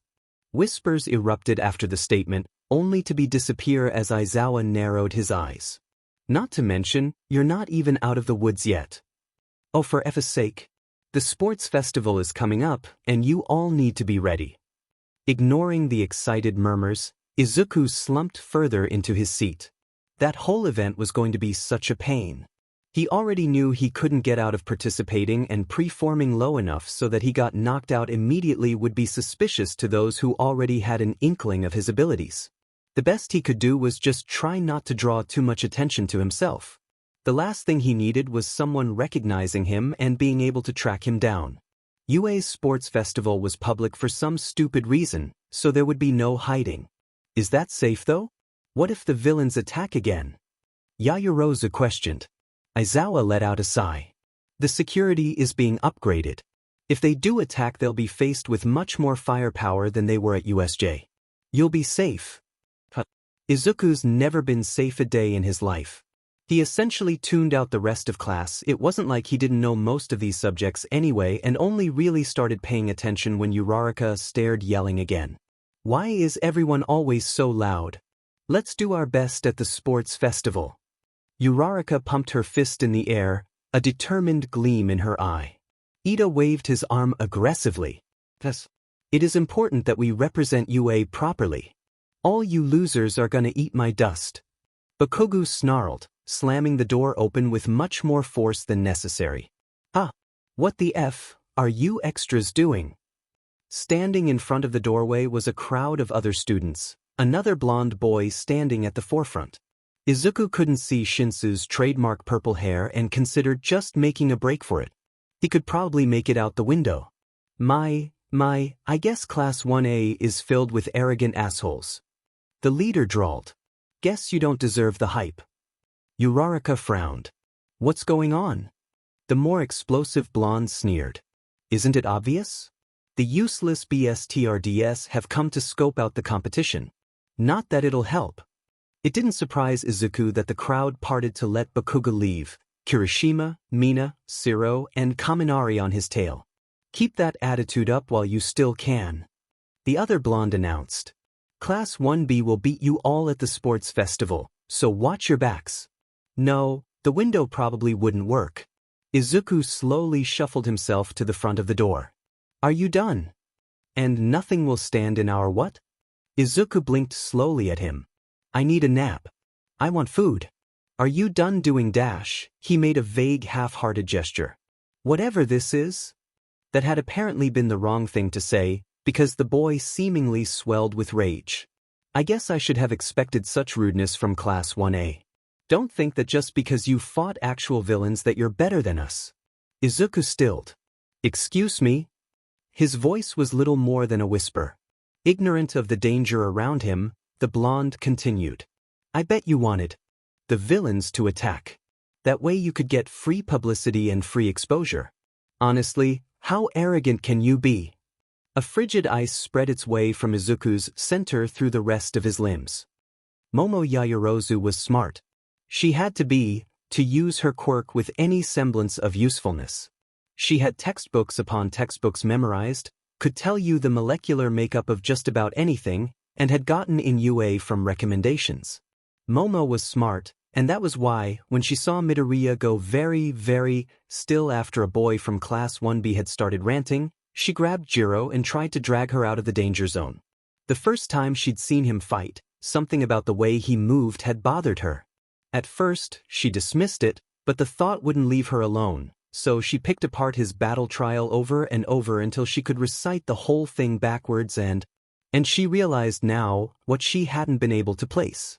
While Midoriya was far from the only strong fighter in Class, Bakugo's massacre of a fight and Todoroki's overwhelming victory had made that clear. The latter two boys had been fighting to win, aiming to subdue their opponents. It became clear to her now that Midoriya's blows had been aiming to kill. If Mineta's head had been just the slightest bit higher, Midoriya would have crushed his windpipe, and he very well could have suffocated before anyone would have been able to save him. And as Midoriya stared at the blonde, Momo felt dread creep through her, the same dread she had felt during the battle trials, only amplified. The fact that he hadn't moved somehow only made it worse. Arrogant? Midoriya asked, expression deceivingly light. I'm afraid I don't follow. Before the blonde could do more than open his mouth, Midoriya continued. We were in a life-threatening situation with very little training, facing adults who had no qualms killing us. We didn't ask for that to happen. We didn't open the doors and invite them inside. Seemingly taken aback, the blonde's eyes widened before narrowing sharply and spitting out, "Oh please, there were pro-heroes on the scene. Freaking All Might was there. How dangerous could it have possibly been?" Midoriya rocked back on his heels, his posture slouched and non-threatening, but you would have to be blind not to see the predator lurking in his gaze. 11. The leader blinked. What? It took 11 minutes for both Eraserhead and 13 to be incapacitated. Another 15 before All Might arrived. Do you know what can happen in 15 minutes? The hall and class were dead silent. You can bleed out in less than 15 minutes. You can break over half the bones in your body. You can die. In a fight, 15 minutes is an eternity. You can see your classmates slaughtered around you. We had been separated, we had no idea if anyone else was alive. Midoriya stalked forward, leaning right into the blonde's personal space. I had been sent to the Shipwreck zone, full of aquatic villains and water deeper than anyone with a non-related quirk would be able to swim. A chilling smile made its way onto Midoriya's face. By the time the pro-heroes arrived, I had more blood on my costume than water, and you know what? He whispered something into the other boy's ear, causing the latter to go paper white. Midoriya patted the blonde's shoulder. We should probably head to lunch now. We wouldn't want to not have enough time to eat. Yes, Momo is smart, and that's why she's going to be staying as far away as possible from Izuku Midoriya. Hitoshi was used to people being afraid of him. It had been a staple in his life ever since he'd gotten his quirk. Even his parents had carried that fear inside of them for all it stopped them from hitting him, and there had been times, more than he wanted to admit, that he had thought about proving them right. Thought about ordering his parents to walk into traffic or telling his bullies to destroy their own possessions. He'd always been able to talk himself off of that ledge, to rein himself in before he crossed a line he knew he'd regret. As Midoriya sat in the bathroom, knees curled to his chest and hands fisted in his hair, he knew that for the first time, he'd have to do that for someone else. Use your quirk on me. Hitoshi blinked. What? Midoriya's wild eyes met his. Use. Quirk. If I have full control right now, I am going to hurt someone. Are you sure? Midoriya snarled and the bathroom began to shake. Yes. That was all Hitoshi needed. Grasping the mental string that appeared, he activated his quirk. The shaking stopped. Hitoshi had only caught the latter part of the confrontation, but had gathered enough to know that the blonde boy was way out of line, practically blaming Class 1A for getting attacked. As someone who had seen one of the victims in a hospital, who had witnessed Midoriya wake up screaming the night he'd been discharged, it made his blood boil. He could only imagine what Midoriya must be feeling. Hitoshi had never had a friend before Midoriya, had never had to comfort anyone beyond himself, so he wasn't quite sure what to do, what to say. I think, if I hadn't ran away I would be a villain at this point. That was not what he'd been planning to say, but it was too late to back out now. There was this strange unspoken rule between the two of them. Midoriya never questioned why Hitoshi had run away, though he probably suspected, and Hitoshi never asked why Midoriya had more forged documents than a corrupt politician and no place to stay. Hitoshi hadn't dug around. When Midoriya had explained that his uncle had escorted him out of the hospital, hadn't asked why he wasn't living with him. They didn't owe anyone an explanation, even each other, and they were fine with that. They were still friends. Now, seeing Midoriya on the edge of something and not fully understand why, Hitoshi knew he needed to speak up. My mom has a quirk that lets her read people's thoughts for 3 seconds after they respond to her, and my dad can implant suggestions in animals. No one was expecting my quirk to be so strong. Midoriya couldn't answer like this, but Hitoshi knew he could hear him. I couldn't control it well as a kid, so my dad told me that if I couldn't control it I wasn't allowed to talk at all. My mom would read my mind and use my angry thoughts as an excuse to lock me in my room. They said that they were preventing a future villain. An old familiar rage crept through him. School was another hell entirely, but at least most of the kids there were. Too scared to fight me physically. As time went by, every little thing I did was used as an excuse as punishment. There was a reason Hitoshi had insomnia, and it wasn't a medical condition. More often than not, if he fell asleep in his room, one of his parents would come barreling in to destroy something of his. Weekends had been the worst, because their drinking was that much heavier. 2 days after I graduated middle school, my mother started wailing on me worse than usual, so I used my quirk to make her stop. My dad saw what happened and said that if he ever saw me again, he would call the police on me. I didn't try coming back after that. The first few weeks had been horrible, and Hitoshi knew the only reason he hadn't died was because of his quirk. It had been vital in convincing some people to leave him alone. I found the warehouse and just figured things out from there. Hitoshi's voice was rough, but he refused to cry about people who had never loved him, never thought of him as more than a potential threat. I can't tell you how many times I wanted to hurt them, wanted to give them a real reason to be afraid. If I had stayed, I think I would have. A hurt, to admit out loud, having spent so long refusing that he would ever become a villain. If he had told someone else, well, then he was just proving them right, wasn't he? That he was a potential villain, that he did need to be watched. More than anything else, he wanted to be a hero, but there had been days, and there still were days, that Hitoshi considered just stopping. Stop pushing the boulder uphill, stop refuting every comment, stop reining himself in. He wasn't sure he wanted to know what he'd become if he did. A sudden strain appeared on his connection to Midoriya. It was very slight, and similar to the one he'd felt when Hitoshi had first used his quirk on him. "Do you want me to release you?" he asked. The strain doubled, making him wince. Releasing the connection was easy, and Midoriya's eyes lost their blank look. Hitoshi slowly slid down the wall, sitting close enough that he could feel the other's body heat. "You don't have to tell me anything," he said into the silence. I didn't say all that to make you feel obliged to tell me anything." After what seemed like an eternity, Midoriya looked up. "I can't tell you. Not right now. You don't have to tell me anything. Ever," Hitoshi said, shifting so that he could wrap an arm around the smaller teen. Midoriya's smile was heartbreakingly sad. "I will. One day." And that promise was more than enough. Nito Monoma had been confronted before. He'd had people yell, berate, and scold him for numerous things. People much bigger and much more physically intimidating than a freckled boy who looked like a strong wind could knock him over. Yet no one had ever made him feel quite so threatened. Nito wasn't one to back down from a challenge, especially one thrown by those dogs from 1A. But this boy would need to be watched more before he made his move. By the time the pro heroes arrived, I had more blood on my costume than water, and you know what? The boy's voice dropped to a whisper. It wasn't mine. No, Nito wasn't going to approach Midoriya anytime soon. Toshinori's mind was made up.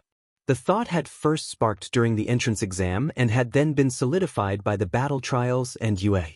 He knew that Izuku Midoriya was destined to be the next holder of One for All. The only thing he really needed to do now was talk to him. Toshinori was aware that others would be skeptical of his choice, seeing as he had lied a few times during his interview, but he knew that young Midoriya was the right choice. He had a true heroic spirit. Toshinori had already sent a letter to Gran Torino, letting him know about his decision and ask for his old mentor to send an internship request. After getting told by the majority of the other teachers that his methods were unhelpful at best to first-year hero students, he figured that Gran would do a better job than him at guiding young Midoriya's usage of One for All. He also ended up informing Nezu, but that was because the principal always seemed to know everything, and it would be rather pointless to hide it. He had asked if he was sure about his choice despite the suspicions surrounding the boy. Of course he was. He wouldn't make such a decision frivolously. In the end, Nezu simply asked to be there when Toshinori explained everything to young Midoriya. Nezu asked for Midoriya to come to his office over the PA, and the hero had full intentions of intercepting him and talking to the boy. After all, a good bond was needed between mentor and mentee. He was in his small form, but it was for the best this way. He needed his time for teaching after all. Midoriya came walking down the hallway, head buried in what looked like a notebook as he sped towards the principal's office. Toshinori moved to intercept him, But Midoriya didn't even stop, just ran straight into him. F dash.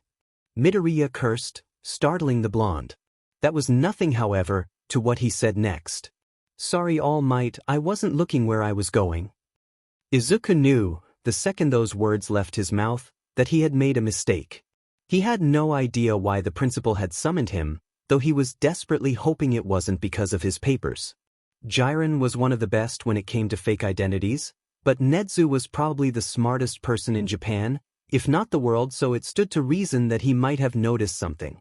Izuku had been writing down possibilities of what could have gone wrong in his own code, of course, when he'd bumped into the man standing before him. He hadn't been looking and had only been using his original quirk to sense people. Right now, the candle that was All Might's light flickered in agitation and shock. It made sense in an odd way that this was the reason why the man's light had changed so drastically at the USJ. This must be what he looked like when he wasn't using his quirk. What did you just say?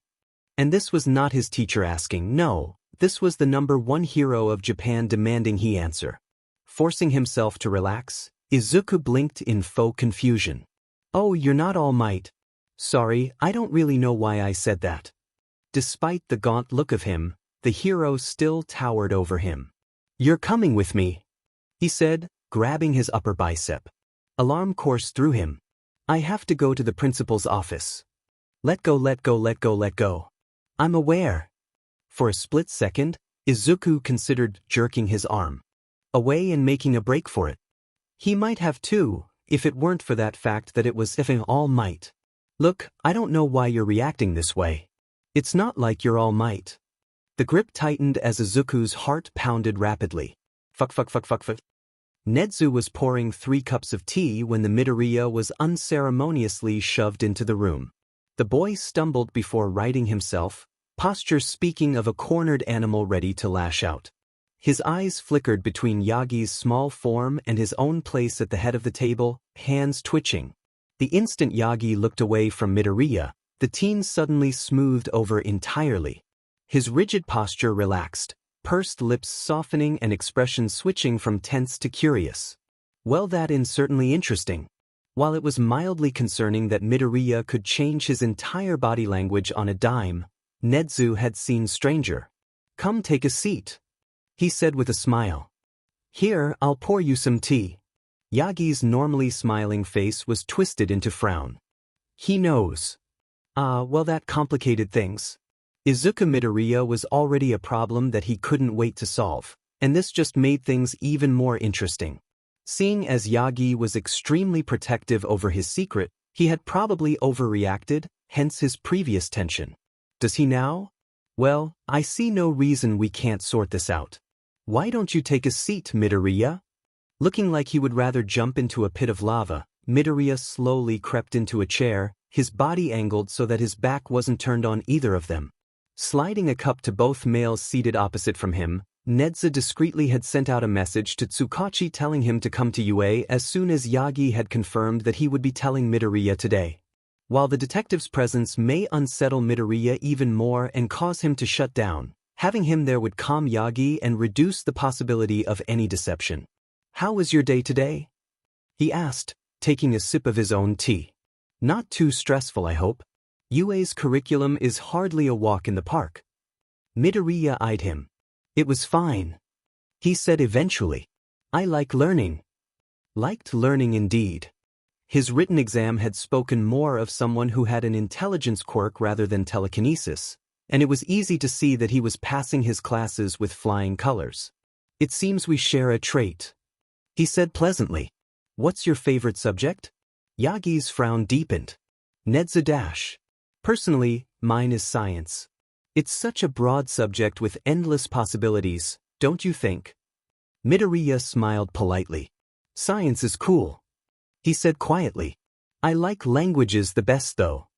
It did not escape Nezu that he said languages. Seeing the different ways humans communicate is fascinating. He agreed. For no apparent reason, Midoriya froze before relaxing once again. A knock sounded from the door.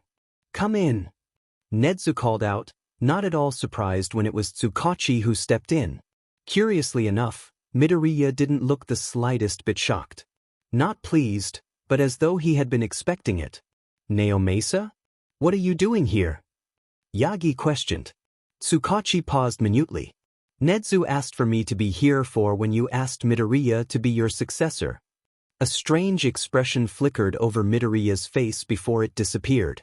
We've come across a bit of a problem. You see, Midoriya here seemed to know about Yagi's small form before being told. Why don't you explain what happened? He encouraged. It was a short story but raised many questions. From his own watching of the cameras before they entered, the teen hadn't even looked up when he first spoke. That meant he somehow knew it was All Might without even seeing him. This promises to be fascinating. Naomasa was too tired for this sheet. Being summoned by Nedzu always led to a headache, but he hadn't expected this one to be the same headache he'd been dealing with before. Sitting there, sipping tea was as-Izuku Midoriya, features pleasant and lightly curious. His posture didn't indicate being a threat in the slightest, and when their eyes met, the boy smiled slightly.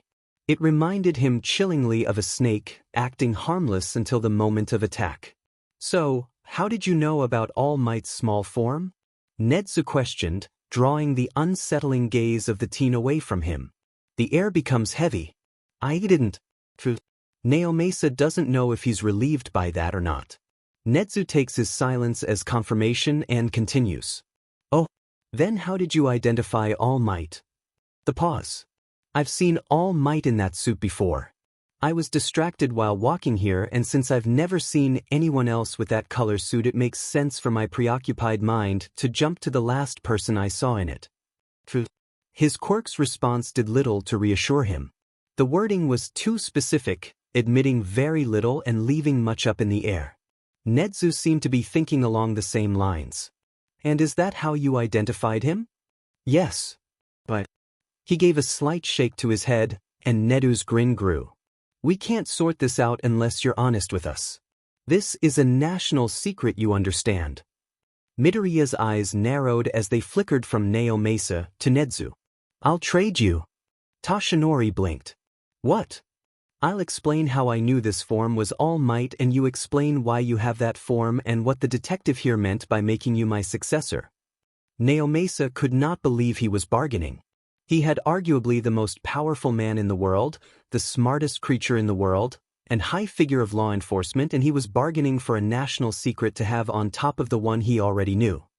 He was about to say as much when Nedzu tilted his head in concession. Very well, as long as Yagi agrees, I don't see a problem with that. What was that rat playing at?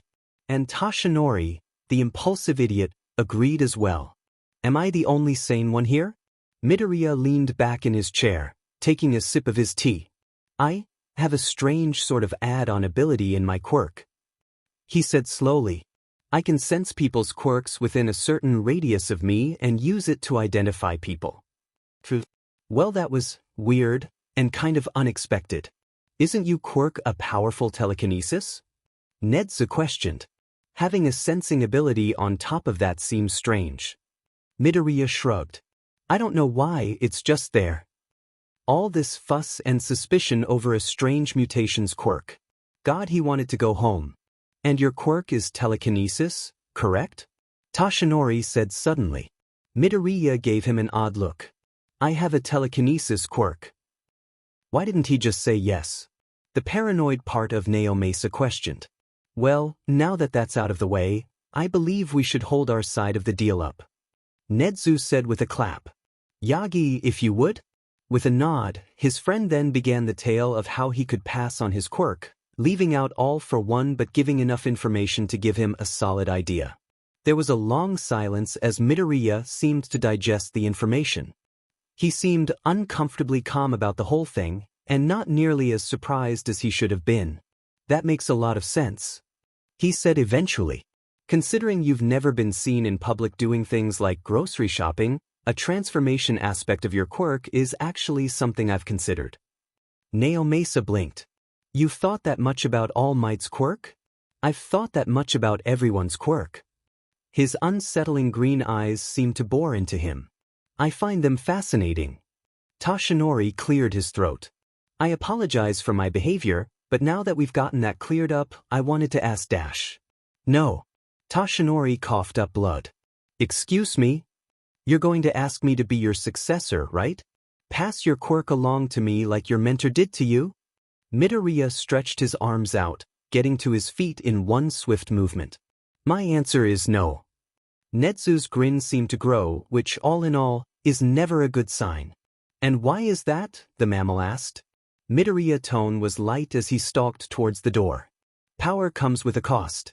Even when you think you've already paid it, the universe isn't one to listen to the whims of mortals.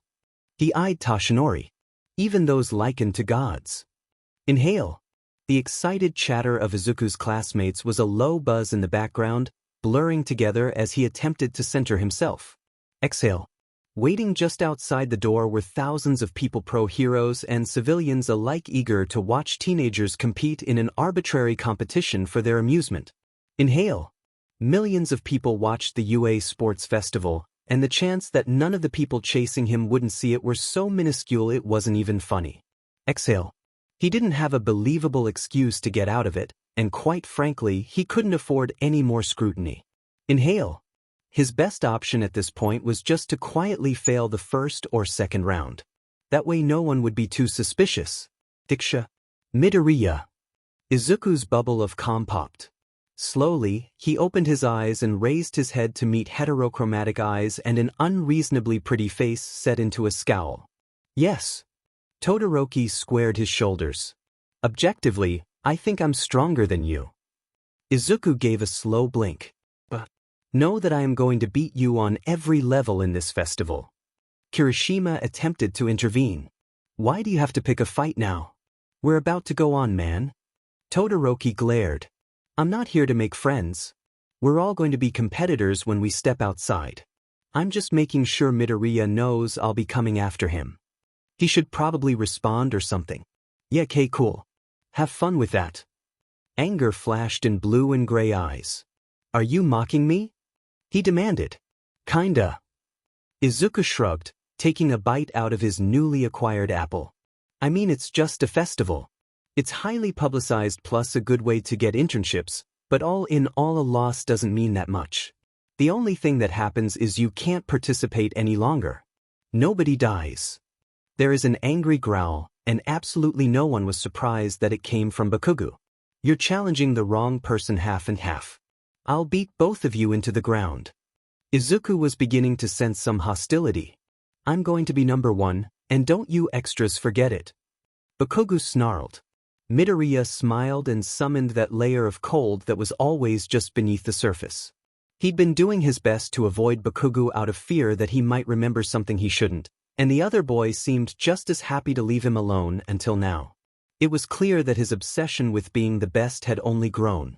Let's all have fun. He paid no mind to the way Mineta flinched on the side. Before anyone could respond, they were called to the pitch. Welcome to the UA Sports Festival. Entering the stadium is the class who survived a villain attack, class 1A. Present Mick's voice boomed over the crowd. Coming after them is the hero course, class 1B. Another group of teens came out slightly behind them. Now here are classes C, D, and E from the general department. Following them we have classes F, G, and H of the support department, and finally classes I and J of the management department. While they're not even trying to hide the bias. Midnight stood on the podium, decked out in her hero costume. Now we'll hear the athlete's pledge from the student representative Katsuki Bakugo. The blonde stomped to the stage, posture slouched. He took one good look in the crowd and announced, I pledge to win. Before stalking back to his place. Nobody was impressed. Students and the crowd booed, and several of their own classmates were shouting. Izuku understood it was a challenge, Bakugo's own twisted way of saying he was taking this seriously, but it excused nothing. Arrogance will get you nothing but an early grave. All things considered, the first round was pretty fun. He did not enjoy being smushed by his fellow students in the narrow entryway, but he'd managed to push himself up and had simply ran on top of them until he was in the clear. There had been quite a few people who hadn't appreciated that. He personally hadn't appreciated Todoroki's ice show, but it was simple enough to dodge. The robots from the entrance exam were a surprise, but mindless destruction with little consequence is always fun. Considering how well his classmates were doing, it would be suspicious if he didn't make it to the second round, so Izuku made sure he was near the front of the pack. Nowhere close enough to be first, but like 13th. When the large chasm came into view, he deactivated his speed quirks and put all his focus on balance as he very carefully made his way across the ropes. Just as he approached the final obstacle, he saw Yaoyorozu. "You need some help with your tag along?" he asked. She startled, wariness flashing over her expression before nodding vigorously once she understood what he was asking. "Please." The tag-on in question let out a squeak of alarm. "Now wait just a second dash." Izuku did in fact not wait a second and proceeded to grab Mineta's neck from behind and squeeze just enough to be a threat. "You can either let go or you can pass out with the same result," he informed him. Mineta hesitated, clearly unsure if Izuku would really follow through with his threat. He applied more pressure. All right. Mineta conceded and released his quirk. Fing psycho. How was the psychotic? He hadn't even. Shuto Todoroki is the first one to finish. Boom. Quickly followed by Katsuki Bakugo. Alright, he should probably focus on that. Yaoyorozu had already begun making her way across the field along with several other students, and if he didn't get a move on, he might not pass. Grasping speed once more, Izuku took off, keeping one eye on the ground below him and another on his fellow competitors. It was the last stretch of the course and those falling behind may get desperate. In 20th place is Izuku Midoriya. He should probably feel some semblance of pride, accomplishment, anything really. Yet as he surveyed the cheering crowd, he felt nothing. Midnight stood on the podium once more. The first 42 competitors to make it through the obstacle course continue onto the next round. Everyone who didn't, please make your way out of the stadium using the entrance on your right. Shinso sidled up next to him. "Nice to see you made it." Izuku looked at him out of the corner of his eye. "You're gracing me with your presence? After that king carry you made those poor kids do?" Shinso grinned. "What can I say? I was feeling lazy." Izuku allowed him to rest his chin on his head as Midnight got to explaining the second round. A human cavalry battle sounded interesting, even more so when the heroine revealed that first place was worth 1 million points. First the minefield and now this. They really wanted to make this difficult for the frontrunners, didn't they? "Teammates?" he questioned his roommate. Shinso rolled his eyes. Obviously. Finding another two people was easier than he thought. Uraraka was more than happy to join them, and although Ida declined something about wanting to prove himself, they were very quickly approached by someone else. Greenie, a pink-haired girl with a mildly manic, essentially lunged for him, and Izuku's instincts kicked in. She didn't look at all put off by the fact that she was now face down in the dirt. "Let me on your team. I want to show off my babies." Uraraka stared at her incredulously. "Babies?" The unknown girl grinned and seemingly began pulling Gadget out of thin air, explaining them with bright-eyed fervor. "Support department, huh? I can work with that." "All right." Everyone has formed their teams. The cavalry battle begins in 3, 2, 1, start. The voice hero screamed. Ochako braced herself as Midoriya climbed on top of them. He was heavier than expected despite his lean frame, but if they wanted their plan to work, he would need to be on top. "It's fairly simple, really," Midoriya explained. "Almost everyone's going to be going after the 1 million points, so there won't be much attention on us. We already have a decent one between the four of us, so it shouldn't be too hard to get enough to make it to the third round." May frowned. "That won't get much attention for my babies." There was a slight pause. "How about this? Our main plan of attack is going to be getting me in range of the other teams and using my telekinesis to take their headbands while using your gadgets to escape and having Uraraka float us if necessary. If we have a clear shot at the 1 million points, I'll take it." Shinso draped his arm over Midoriya's shoulders. "What really matters is getting to the third round. Those are probably going to be one-on-one matches, and then everyone's attention will be on you and you'll be able to show your inventions much better." May's eyes lit up. As expected, everyone almost immediately rushed Todoroki's team, including several groups from Class 1A and 1B. She was glad all of her classmates had made it, Not only because she wanted them to succeed, but also because she knew more about them and it was easier to plan around their quirks. Ochako liked her lips. Let's do this. As much as he played up his enthusiastic demeanor for the public, Hisashi was actually very excited for the sports festival. He loved seeing how each new generation would take it, which was why he always did the announcements for the first years. Todoroki is not giving an inch. Ladies and gentlemen, with only 2 minutes left on the clock, it is possible that he may hold onto it for the entire time. Hisashi briefly muted the mic. Still watching him? Shota made a vaguely affirmative grunt. You know, he might just be holding back so that people underestimate him in the third round. Hisashi pointed out. Not to mention that lack of life-threatening elements may have lowered the amount of adrenaline he's getting now, making him less powerful. Shota pursed his lips. You didn't see him at the USJ, he said eventually. I was half-conscious somewhere in the middle, and the kid fought like the devil.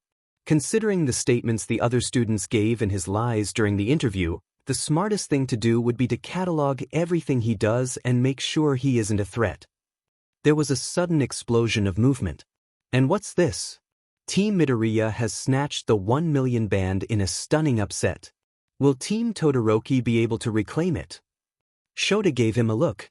Yeah, you know your kids. They're not my kids. Keep telling yourself that. Ida's light was increasing in intensity.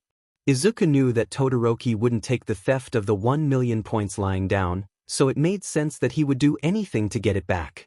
Without it, his team barely qualified for the third round. They're going to come for us, he said softly. Ida is most likely going to be faster than we expect, so make sure you watch for him. Uraraka, I want you to grab anyone you can get a hold of. May, a pepper bomb if you please. She handed one over. Shinso, avoid using your quirk unless absolutely necessary. Ida's light was reaching its peak. Now, Todoroki ordered, and the opposing team came at them faster than the eyes could follow. It was fortunate that Izuku had never been all that reliant on his eyes. His left forearm connected with Todoroki's, blocking his attempt at snatching the band off his neck. Their eyes met and he smiled. Todoroki's left side lit up in a spurt of flames, and Izuku activated heat resistance. It wasn't strong enough to completely negate the heat, but it would make the burn less severe. 3. Uraraka grabbed Kaminari's arm and he began to float, forcing Yaoyorozu to grab him and the rest of the team to retreat. 2. Bakugo lunged from behind and Izuku activated auto-aim as he tossed the pepper bomb behind him. 1. It connected and sent Bakugo sputtering, but unfortunately didn't make him touch the ground. That's IT for the second round. The 4 teams that will move on to the third are Team Midoriya, Team Bakugo, Team Minoma, and Team Todoroki. There will be a lunch break for our competitors, and then the one-on-one matches will begin. Will you ever stop yelling? Aizawa's exasperated voice chimed in. It's filled with my passion. I'm gonna take a nap. Tensei clutched his bleeding arm as the dark figure loomed above him, one of his many weapons drawn. You are going to die here, you fake? The hero killer smiled. You are not a true hero. Tensei slowly drifted his uninjured hand towards his SOS button. Just a few more inches. Stain liked Tensei's blood of his blade. Every muscle in his body locked. There was no way out, nothing he could do to stop this. He was going to die here, alone in an alleyway, away from his family and friends. Gutted by a man with ridiculous delusions of grandeur. Stain raised his weapon above Tensei's head. Dad, I love you. He didn't look away, choosing to meet the hero killer's eyes as the blade swung down. Remember to smile, okay? A wall of blue flames erupted between them. Izuku had a headache. It was to be expected, he'd been using his quirks fairly often throughout the day, but the stabbing pain in his skull was never something he enjoyed.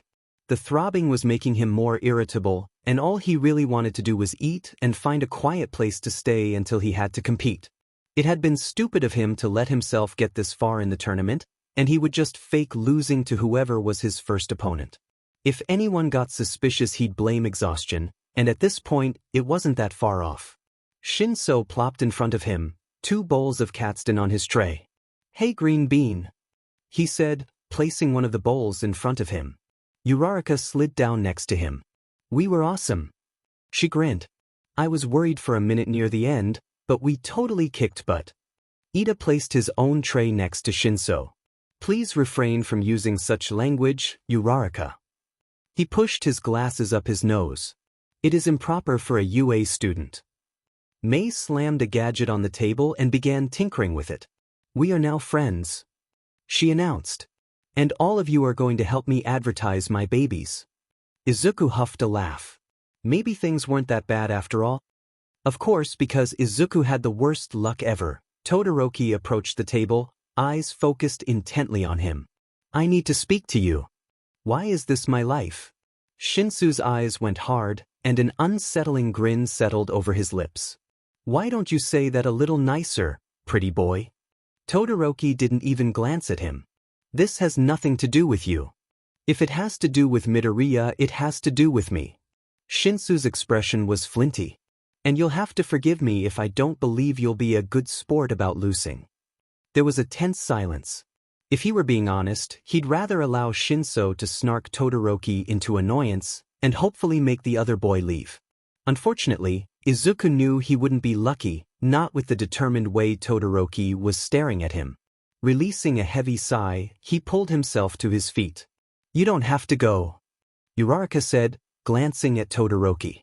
We're all in the third round and we need to rest. Izuku smiled tiredly. I'll be fine, he reassured. We won't be long. At least he hoped not.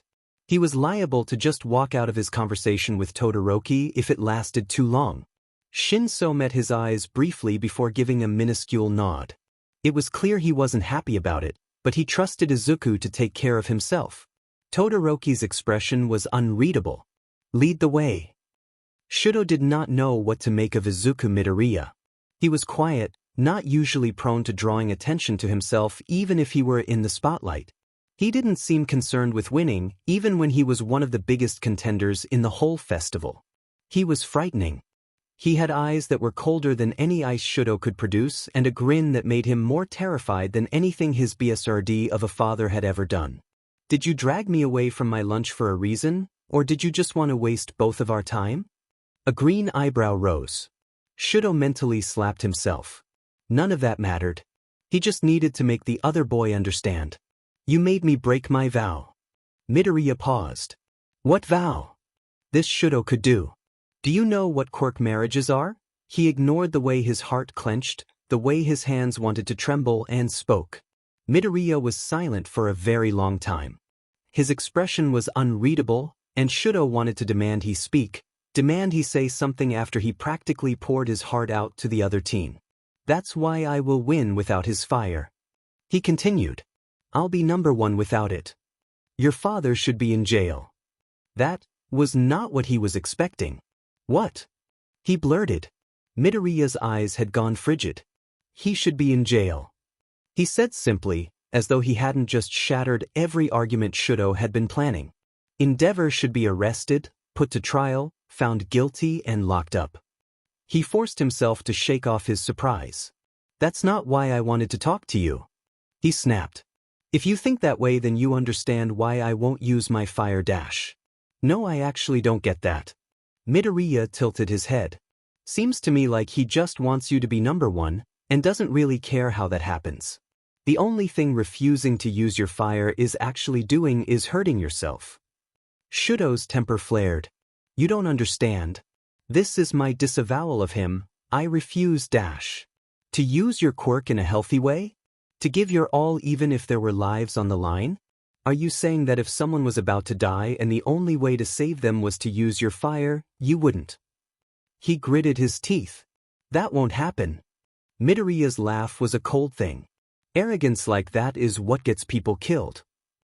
Dabi didn't know what he was doing. He believed Stain's ideals to be true, believed that he was removing the fake heroes from the world, but why was he going after Ingenium, who had been kind and had a stellar reputation? Maybe he looked the hero up after he'd been saved by him, but would die before admitting it rather than Endeavor? I think you're making a mistake here, he said, not lowering his flaming hands. I can't imagine what this goody two-shoes could have done to get on your bad side.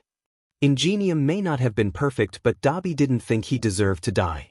Stain narrowed his eyes. He is not a true hero, he is a fake masquerading as one, and it is my duty to dash.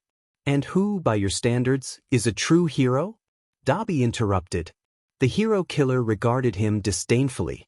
All Might is the one true hero. And that was all Dabi really needed to hear.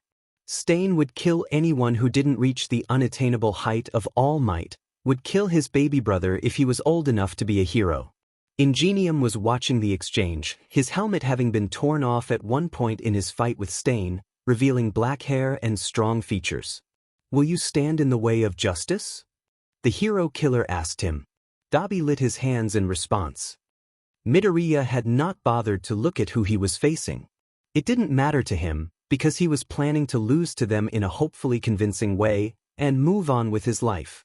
Then he walked into the arena and saw the blonde BSTRD who had accused his class of being attention-seeking fame whores. Ladies and gentlemen, I can't believe it. Midoriya Izuku threw Nito Monoma out of the ring only seconds after this round started. He sure will be a strong contender in the upcoming rounds. Midoriya really didn't hold back, did he? Uraraka mused. Hitoshi was too busy laughing to respond. Siro's fight with Todoroki was a complete joke. Ashido knew he'd done his best, but there wasn't a whole lot tape could do to an entire FING glacier. She glanced at the upcoming fight and winced. Uraraka was no pushover, you'd have to be blind, deaf and stupid to think that, but Bakugo was a force of nature, and one that she'd never seen denied. His athlete's pledge had been a declaration of war, one he clearly meant to win. Ochako took a deep breath, steeling herself. No matter the outcome of this fight, it was going to be rough. Uraraka. She looked up to see Midoriya watching her with his unervingly observant eyes. Give him hell. And Ochako smiled, because she may not win this fight, may not even put a scratch on the powerhouse that was Bakugo, but she would not make this easy, no, she would make him work for it. Ochako has never had the easy route in life, so she didn't see why shouldn't make Bakugo's just as difficult. Tenya watched as Uraraka fell to the ground, exhausted after her last hurrah. You ready for the greatest promotional fight ever seen? Mei asked, eyes glittering menacingly. He had been appalled with the idea to begin with, but he also understood that Mei would do this one way or the other, and at least this way he would have some modicum of control. I am. Denki could not stop laughing. He had never imagined that Ida, the stuck-up class president, would willingly become a promotional ad in something as well broadcasted as the sports festival. Then again, he did win his fight.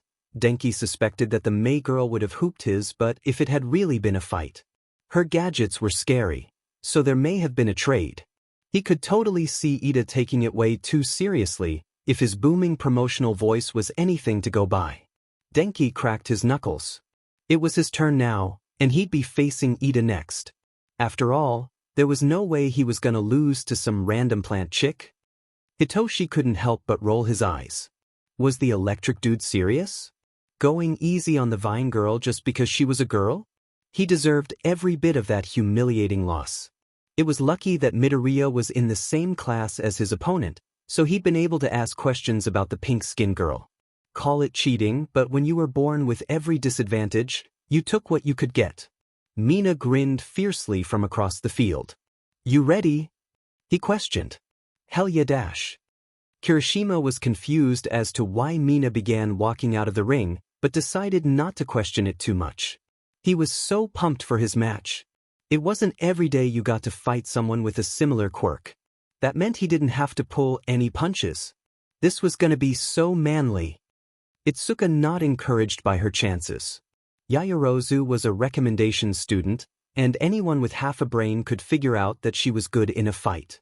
Because of her quirk, Itsuka was reduced to almost exclusively close combat, but the other girl had no such limitations. Her only boon was that it seemed to take Yaoyorozu longer to make bigger objects, so she'd have to be fast. And as Monoma would say, and no, she didn't make it a habit of listening to him. That boy had an inferiority complex so large it made her want to boot him out the window at times. She needed to represent 1B with pride. Let's do this. If asked point blank, Shota would deny it to his grave, but he was very proud of his students. He knew Vlad would be too, even if he only had one kid who'd made it past the first part of the final round. He'd need to drill in Kaminari the fact that you couldn't underestimate anyone, especially for something as inconsequential as gender. Who do you think is gonna win? Hisashi asked. He leaned back in his chair. Bakugo or Todoroki are strong contenders. He said eventually. But? Hisashi had a sly grin on his face. Shota rolled his eyes. But I have a feeling we're going to be surprised. They're not the only powerhouses here, just the most obvious. You want to teach that Shinso kid, don't you? It wasn't a question. Times like these made him wish Hisashi couldn't read him too well. He has potential. Hisashi gave him a knowing look. And he seems a hell of a lot like you when you were UA. Spiteful and getting far too little sleep. Shota shrugged. Coincidence. Aha. Everything was burning. Dabi wasn't used to using his flames for this long, and it was beginning to take a toll.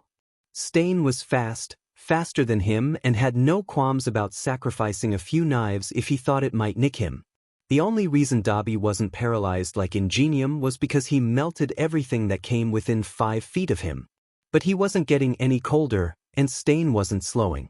If he was going to burn, he was going to take everything with him. Izuku was about to do something stupid. The smart thing to do would be to let Todoroki beat him. Even if he had shown that he was powerful, no one would be surprised that the son of the number 2 hero of the nation would be able to beat out some nobody with unusually strong telekinesis.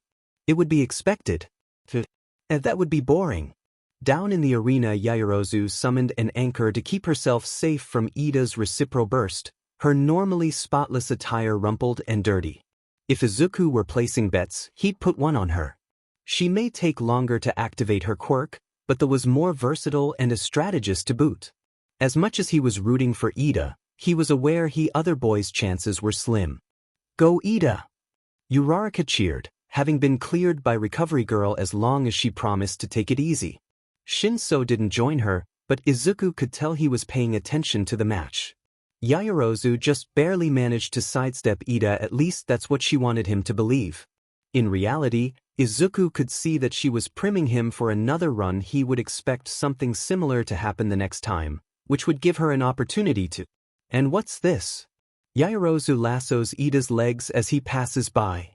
What a stunning display to coordination and timing. The weighted ball at the end of the rope was particularly impressive in Izuku's opinion. She would have had to create it at the same time as the rope and have it be attached. Not for the first time he wondered the specifics of her quirk. Could she make things that were different temperatures? Did it take physical effort to create things? Could she make water if she were dehydrated? Ida is unable to move. Our winner is Yaoyorozu. You're damaging my eardrums. Oh come on, Eraser. Have a little fun. No. It was a miracle and a half that Mike had been able to wrangle Aizawa into that booth at all, much less get semi-regular commentary out of him. After a few more minutes, Bakugo and Kirishima entered the ring. Begin. Aidru was so ready for this. His fight with Tetsu had been awesome.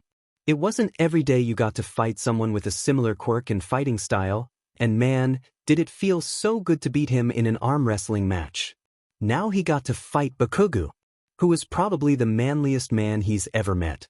He obviously wanted to win, but honestly he was just hyped about doing this at all. Sparring in class didn't compare to this. Bakugo stared at him from across the ring, red eyes boring into him as he started Aidru down. It was nice to know the other boy was taking this seriously, even if he'd been able to gather it from the athlete's pledge. It was so manly to declare war on everyone like that. Start. Aidru wasted no time, meeting Bakugo in the middle as the blonde propelled himself forward with blasts, only to be forced to duck as he sent his hardened fists towards him. He knew what most people assumed about him, that because of his tank-like quirk he would be slow. It worked out in his favor. A lot of the time people didn't expect it, so he was able to catch them off guard. Rocks can be speedy too. It doesn't take long for the blonde to counter, however, and Aidru hardened his stomach to take the blast that was sent at him. He grinned, displaying his shark-like teeth. That won't work on me. Bakuga's expression twisted into a snarl and Aizawa forced him to back up with another punch, not giving him any room to breathe. If he was lucky, he'd be able to force the Bakugo out of the ring like this. Unfortunately, Bakugo's peripheral vision wasn't hindered, and he always managed to angle himself away from the edge, making the two of the turn in circles. Bakugo occasionally sent blasts towards him which he was able to harden against. It was getting difficult to keep this up, and from the other's grin, he knew it too. But Aizawa was forced to duck the next explosion rather than block it, and Bakugo's grin sharpened. The one after that connected with his torso, causing him to hiss in pain and nearly fall over. Those blasts weren't just for show. You were saying? Bakugo sneered. Any response Aizawa could have made was snatched away by the next large explosion that sent him flying over the ring limits. And with that final blow, Bakugo is our winner. The boy in question smirked, but Aizawa caught him wincing minutely as he touched his wrists. Those explosions must have a lot of recoil. He watched Bakugo's retreating back as he struggled to his feet. So manly. Hitoshi faced the vine-haired girl across from him, rolling his shoulders in an attempt to work some of the tension out of them. He could do this. Even if she had managed to figure out his quirk, he had always been good at provoking responses out of people. Considering her match with Kaminari, flirting would just get him his but handed to him, barbed insults would just make her indignant and silent, and she was unlikely to laugh at a joke. Start. Before she could send her vines towards him, Hitoshi held up his hands and said as fast as he could, "Would you mind waiting a minute for me to say a word of prayer?" Her determined expression switched to surprise, before smiling. "Of course. I would be happy to dash." "Gotcha." He felt a little bad for using her religiousness against her, but you gotta do what you gotta do, and Hitoshi was gunning for first place in this. That was his surest chance of getting into the hero course. "Walk out of the ring," he ordered. Shiozaki did, face blank. Shiozaki walks out of the ring, making Shinso the winner. This underdog is going far, folks. He released her. She blinked several times before turning to him. Hitoshi braced himself. She held out her hand. "Match well fought," she said serenely, no hint of disgust or discomfort in her expression. After a beat he accepted. "Yeah, you too." Shiozaki smiled. Enji was not a patient man. He had thought that Shudo's childish refusal to use his fire would fade with time once he saw how powerful they were, but he still refused to see reason. There was an opportunity here, however, and Enji was never one to let something like this pass. This festival would show Shudo that he needed his fire, needed Enji's legacy if he were to surpass All Might. He hadn't expected any of Shudo's classmates to come close to him in power, and had been surprised by the explosion boy. He seemed to be the only real threat, and it was better in the long run. If he beat Shudo when he was refusing to use his ice, it would demonstrate to the boy how he was lacking, and if he used it and won, well, then that was just expected. There was no one who could match his masterpiece once it was fully realized. It was worth talking to his next opponent, however, to make sure he wouldn't be as disgraceful as Shudo's last one. The green-haired boy rounded the corner, looking strangely unsurprised to see him. "I don't think you're supposed to be back here," he said politely. "This area is for competitors only." Enji's flaming eyebrows rose without his permission. "I am the number 2 hero. I can go wherever I please. I'm pretty sure trespassing laws say otherwise." He took a bite of an apple Enji hadn't realized he was holding. "Though I'm sure you aren't here to discuss that." Pushing aside the teen's impertinence, he got to the point. "It is Shudo's duty to surpass All Might," he informed him. "His match against you will be a useful test." Midoriya didn't respond. "Put up a good fight against him, it will be a valuable experience." That was all Enji needed to say, and just as he was about to begin walking away, the boy spoke. "It'll bite you in the butt one day." "Excuse me?" he growled.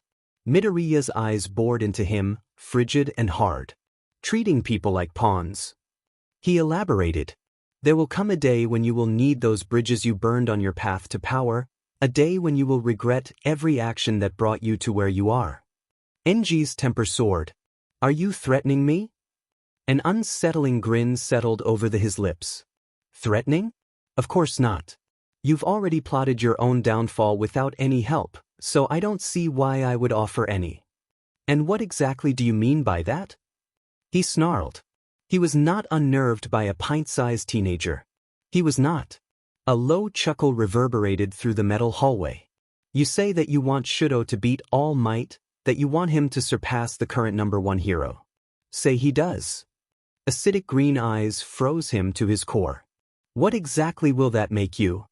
Enji froze. That eerie smile once more. Just some food for thought. The boy tossed something over his shoulder, and he was still shocked enough that it hit his face. It was the apple.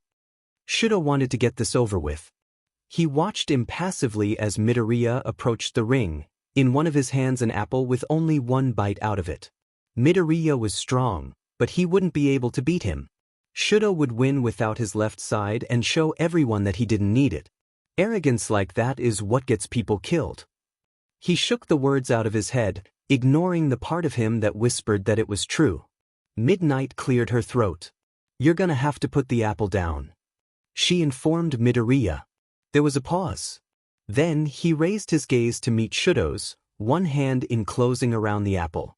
His scarred hand crushed the fruit to its core. Okay, Midoriya said, tossing the now reduced apple to the side. Is there anything else? He questioned. Midnight looked mildly amused. You're clear. She raised her whip. Start. Shudo summoned his ice. Izuku watched as an entire iceberg erupted towards him. It seemed that Todoroki was going to use the same strategy he used with Zero and at the battle trials. Overwhelming force. He let the ice engulf him, the noise from the stands abruptly cutting off. It would seem that he'd have to do this in a way Todoroki would understand. He pulled several quirks to the surface, the ice restricting every movement. That didn't matter, he didn't need to move for this anyway. Fracture. Sorahiko's eyebrows rose as the iceberg endeavors Brat had sent exploded into chunks, his opponent walking out of the wreckage calmly. It didn't even look like the Brat had used one for all. The cameras weren't able to get that close, but there was something uncomfortably familiar about the green one. Something had his instincts screaming. Who exactly did you give your power to, Toshinori? Everything burned. You would think that Dabi would become numb to the heat after so long. It wasn't like he had much skin left anyway, but it never got easier. Stain was practically inhuman, and no matter how many times he burned him, the man just kept coming. Ingenium was still down, and at this rate there were going to be 2 corpses in the alley instead of 1. He would probably die from the backlash of his quirk once this was over, so might as well take the BSRD with him. Dabi dimmed his flames enough so that it looked like he was running out of gas. He was, and took a staggering step backwards. Stain, never one to miss an opportunity, lunged for him with his blade stretched outward. In one smooth motion he sidestepped the blade and grabbed the hero killer's wrist, setting it ablaze. Stain screamed and attempted to retreat, but Dabi refused to release him. He raised his other hand, fully intending to burn the man alive along with him. Don't! The shout made him loose his grip, allowing Stain to break it and dart away, out of sight before he could even comprehend what was going on. It was unlikely he would return, not after the nasty wounds Dabi had given him. He turned to face Ingenium, surprised to see the other man on his feet. Why did you stop me? It probably wasn't the best idea to antagonize the hero who had just seen him commit vigilantism, even if it had been to save him. You were going to kill him. It wasn't a question. Dabi responded anyway. Yes. It would have killed you too. Ingenium seemed very sure of this. I saw how you were using your fire. You don't have the heat resistance for it, right? Except on your hands. That was not what he'd been expecting. I mean, obviously I don't condone killing, but this was in self-defense and he was trying to kill you too. He scooped up his fallen helmet. I've alerted the other heroes in the area with an SOS, so someone should be arriving pretty soon. Not good. Not good. How was he going to get anywhere? It wasn't like he could show up at a hospital without getting asked a shit ton of questions. His burns weren't exactly inconspicuous. Are you all right? It was only after Ingenium asked him did he realize he was swaying on his feet. Quirk, overuse. He panted, the heat coming in waves. Do you have any water? Ingenium unclipped one from somewhere on his armor and handed it to him. Does this happen often? Try every bloody time I use my quirk. He internally grouched. Outwardly he shrugged. Often enough. The water was mercifully cold, and he took a long gulp before pouring some on his neck. That was usually the easiest way to get his temperature back to normal. Well, as normal as it ever was. He let himself slide down against the alley wall, legs not able to support him much longer. His fingers clutched the water bottle like a lifeline, and he tried to breathe evenly. A shadow fell over them, and if he wasn't already sitting down, Dabi would have fallen over in shock. You don't look like you're in the middle of an SOS situation. The number 3 hero said, one blonde eyebrow ping. His day really couldn't get any worse. Shudo was used to the cold. He felt it every time he used his quirk, every time he summoned the ice beneath his skin. There was no warmth for him, not in a fight. He rejected the fire just as he rejected its source, and would do so till the day he died. Shudo was used to anger. He felt it bubbling inside every second he was in that man's house, every comment about his use. There was no peace for him, because he had something to prove, and his rage only fueled his efforts. Shudo was used to fear. He felt it every time he heard heavy footsteps, every time he looked in the mirror and saw half of a monster. It gripped him during the night as he dreamed about the day he had gotten his scar, dug its claws into his very being every time he saw Fuyumi or Natsuo oppose that man, no matter how small the way. Shudo was not used to losing. There was only one person who had ever defeated him, and he had worked to keep it that way. Only that man had ever beat him, and one day that would change. He was going to be number 1 without using his fire, and he was going to win this tournament. So why was he shaking? Izuku was used to people underestimating him. No one ever expected the bright-eyed young boy to be a threat, not when he looked like a strong wind could blow him over. They looked at him and saw a rabbit, fast and hard to catch, but ultimately prey. Izuku was used to being hunted. Ever since the day his father had died, he had been chased. Those who sought his power following him and his mother around the world in pursuit of them. The hunters were relentless, so he had to be as well. Izuku was used to running. Before he had learned anything else, he had learned how to flee. How to tell which battles were worth fighting for and which were best left behind. It was only natural after all, he did not want to be caught, so he ran. He ran like the rabbit they thought him to be because there was nothing in the world worth being caught, no treasure or goal equivalent to the pain of being captured. Izuku ran, but he was not prey. The world may have taught him to run, but his mother had taught him to fight. She taught him to take down a man twice his size, which ligaments to cut so they couldn't move. She taught him how to break bones as easily as breathing and leave bruises that would last weeks. It was her who had taught him to lie with a smile, to worm his way into the hearts of strangers with little more than a sob story and large watery eyes. He knew fear intimately. Izuku had been overpowered and afraid for his life more times than he cared to count. He had clawed his way to survival one day at a time with nothing more than his mind, skills, and a single ally.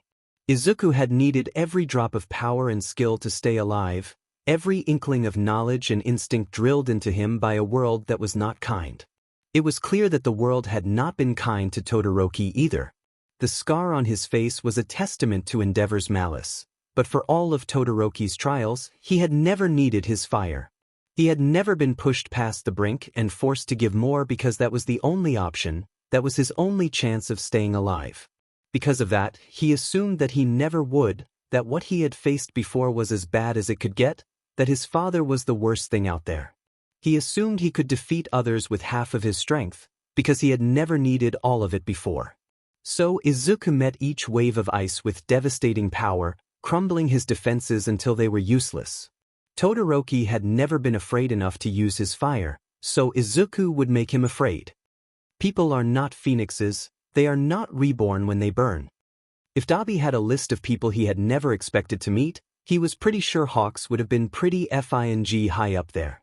Yet here he was, hovering on ridiculously red wings with one eyebrow ped. He immediately hated him. Hawks! Ingenium exclaimed. What are you doing in Hosu? I was in the area. Hawks said with a shrug. Did you hit your SOS button on accident or something? Stain attacked me. Ingenium explained. We managed to injure him, but unfortunately weren't able to capture him. If he had let Dabi do what he'd intended, there wouldn't be a need for capture. He would have gladly burned Stain for his hypocrisy. Hawks questioned, landing gracefully on the ally floor. Ingenium's smile didn't waver. I had some help from, he trailed off. Dabi. From Dabi here. I authorized him to use his quirk in the fight. He had done no such thing, but Dabi wasn't about to complain. Heroes had the ability to authorize those without a hero license to use their quirks in a fight, something that would have severe consequences otherwise. Another heat wave had him gritting his teeth, bringing the hero's attention towards him. Do you have a water bottle? Ingenium questioned. He's suffering from quirk overuse and needs to cool down. Part of him grated that he was reduced to this pathetic mess on the ground, but he knew that if he tried to stand he'd land flat on his butt in less than a second, if he even got that far. If there was one thing the old BSRD had taught him, it was how to recognize when he was having a heatstroke. Hawks unclipped a metal water bottle and tossed it to him lightly, Dabi barely managing to catch it in his dazed state. Fire quirk? Hawks asked, tilting his head. Dabi rolled his eyes. How'd you guess? He said sarcastically, gesturing to the scorched alley around them. Hawks let out a laugh. Fair enough. Ingenium brought his phone out. I'll radio my agency and alert them to what happened.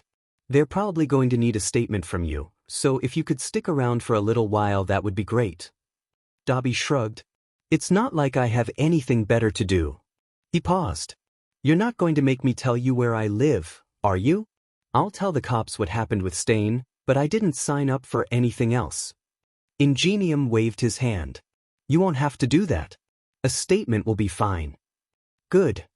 Dabi felt the hairs on the back of his neck stand up, flight or fight instincts kicking in as he met Gold Eyes. Hawk's gaze was sharp and calculating, and it took every ounce of self-control he had not to twitch or light up. It seemed that despite the hero's supposedly laid-back manner, he was far more than met the eye. He very slowly and deliberately brought the water bottle to his mouth, allowing a slightly unhinged grin slip from his lips. Would you like to burn as well? Ochako had known Midoriya was powerful. She had heard about how he'd fought with the Nomu and Shigaraki, not to mention every one of their physical hero training classes. He was incredibly precise with his quirk and had hand-to-hand combat skills that would make a black belt jealous. He was smart and never seemed to put more effort into things than he needed to. But she had never seen him use his quirk on this scale. Todoroki, someone who seemed endlessly powerful, was being forced back, step by step, even as he sent glaciers after the Midoriya. The arena was littered with broken pieces of ice and there were deep grooves in the concrete. It was a battle of the titans, and part of Ochako wanted to close her eyes. Midoriya sent some of the loose ice hurtling at Todoroki, forcing him to throw up a wall to defend himself and lose sight of where his opponent was. Never one to let an opportunity pass him by, Midoriya scaled the wall and dropped down so they were in close quarters. Ochako had noticed throughout the fight that Todoroki seemed to need time to create his ice, so at close range he couldn't go for full-scale attacks. Come on, Midoriya. Izuku had once fought a woman who could make it impossible to leave a 10-foot radius around her. She'd been absolutely terrifying and had hurt him so badly he hadn't been able to get out of bed for a week. She'd wanted his wallet. Izuku had once fought a man who could create enormous lightning ball, but only 8 feet away from himself. Couldn't make so much as a spark closer than that, but at long range he was deadly. He tried to kill him. There were many reasons Izuku had ended up having to fight a person in close combat and could say, well, all honestly, that as good as Todoroki was, he was a little underwhelming.